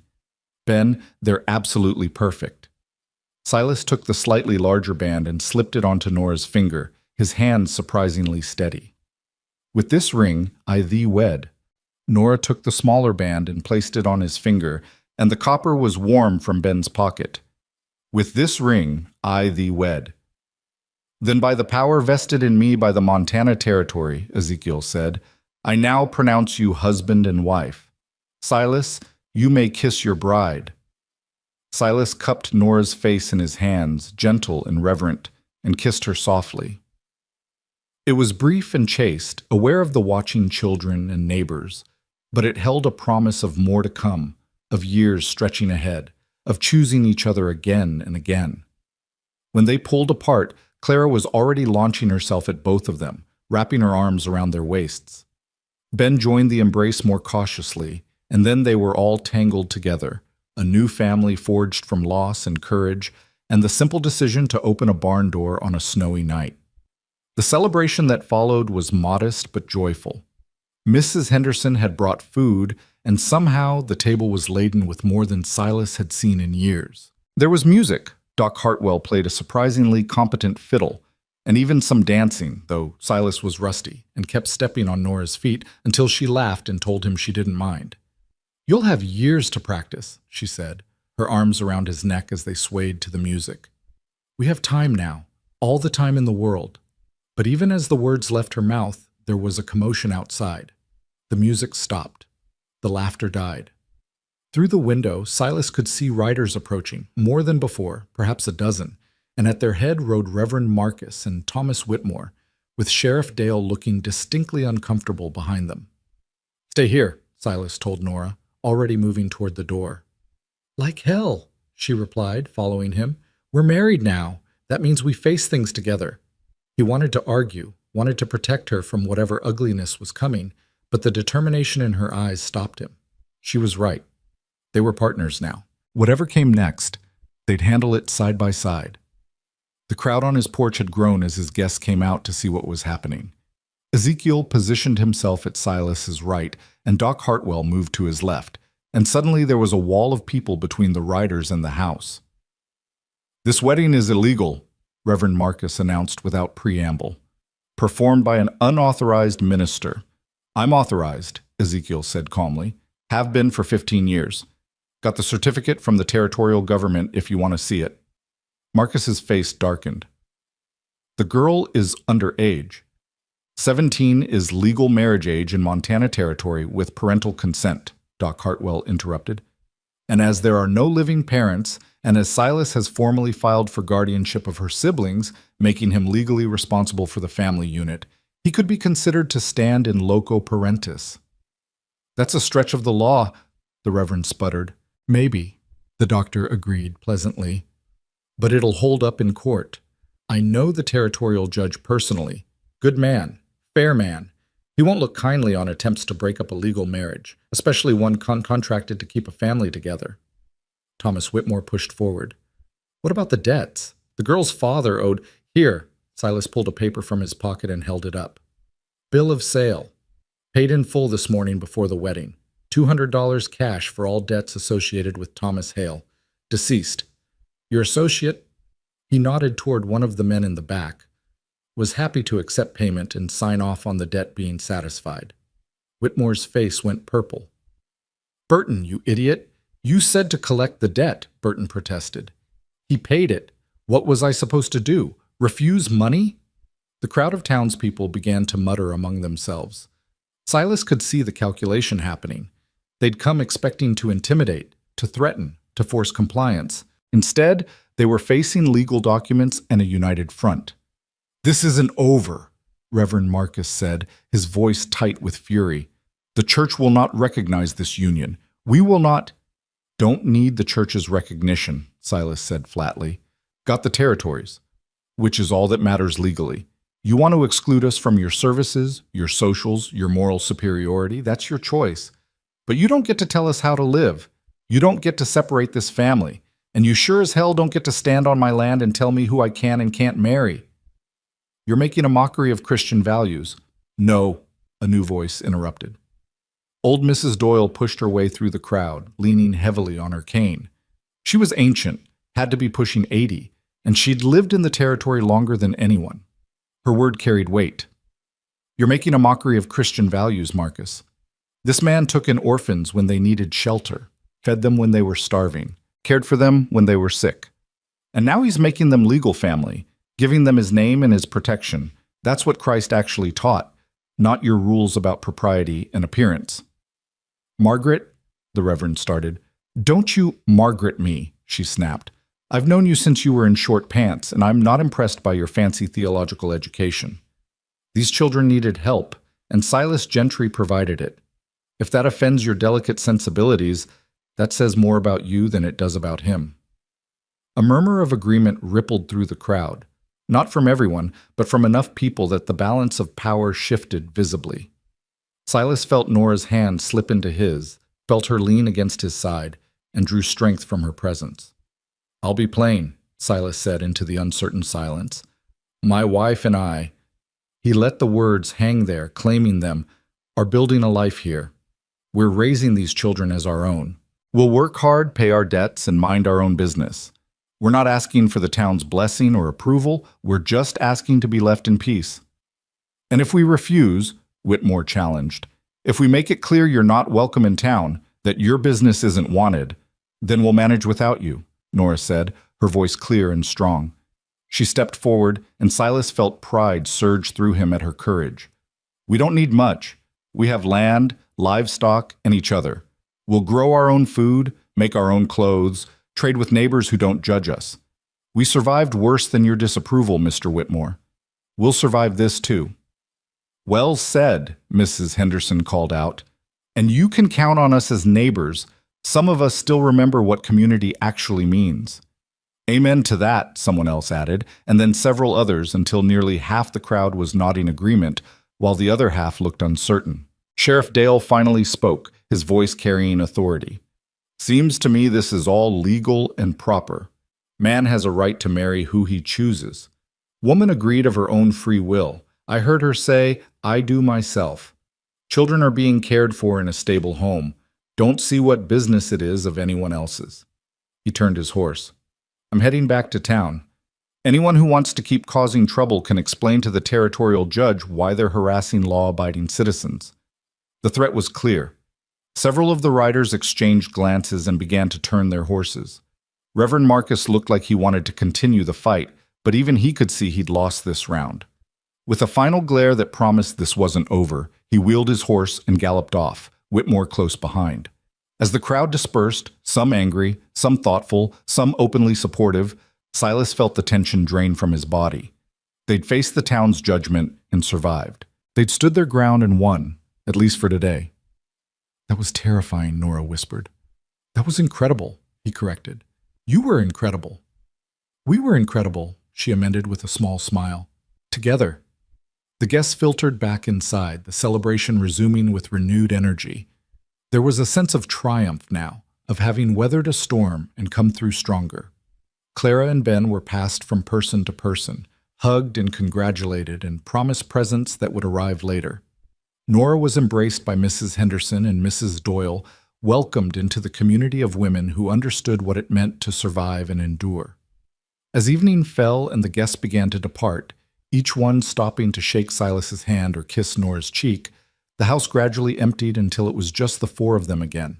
Family, in every way that mattered. Clara and Ben were exhausted, practically asleep on their feet.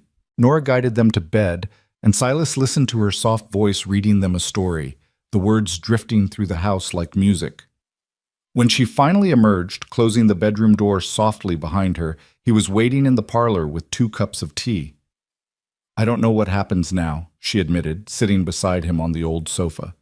"Being married, being a mother to Clara and Ben, being—" she gestured vaguely. "All of this." "Neither do I," Silas said honestly, "but I figure we'll learn together, make mistakes together, figure it out as we go. What if I'm terrible at it? What if I can't be what they need?" "You've kept them alive against impossible odds," he reminded her. "You've shown them love and courage and determination. That's what they need. That's what we all need." She leaned against him and he wrapped his arm around her shoulders, marveling at how natural it felt, how right.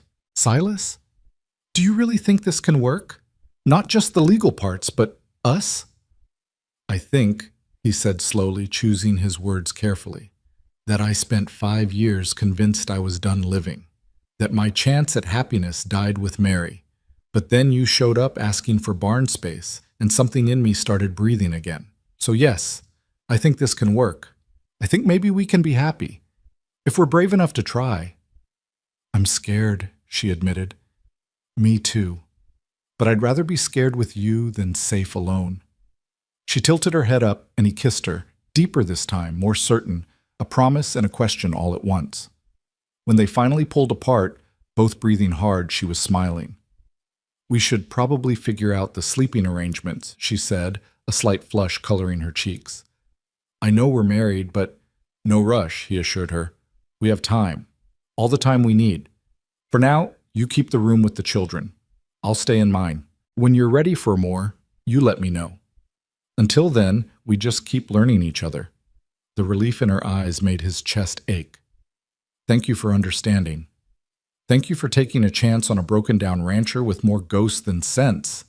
She laughed, the sound bright and genuine, and Silas realized it was the first time he'd heard her laugh like that. Uninhibited, joyful, free.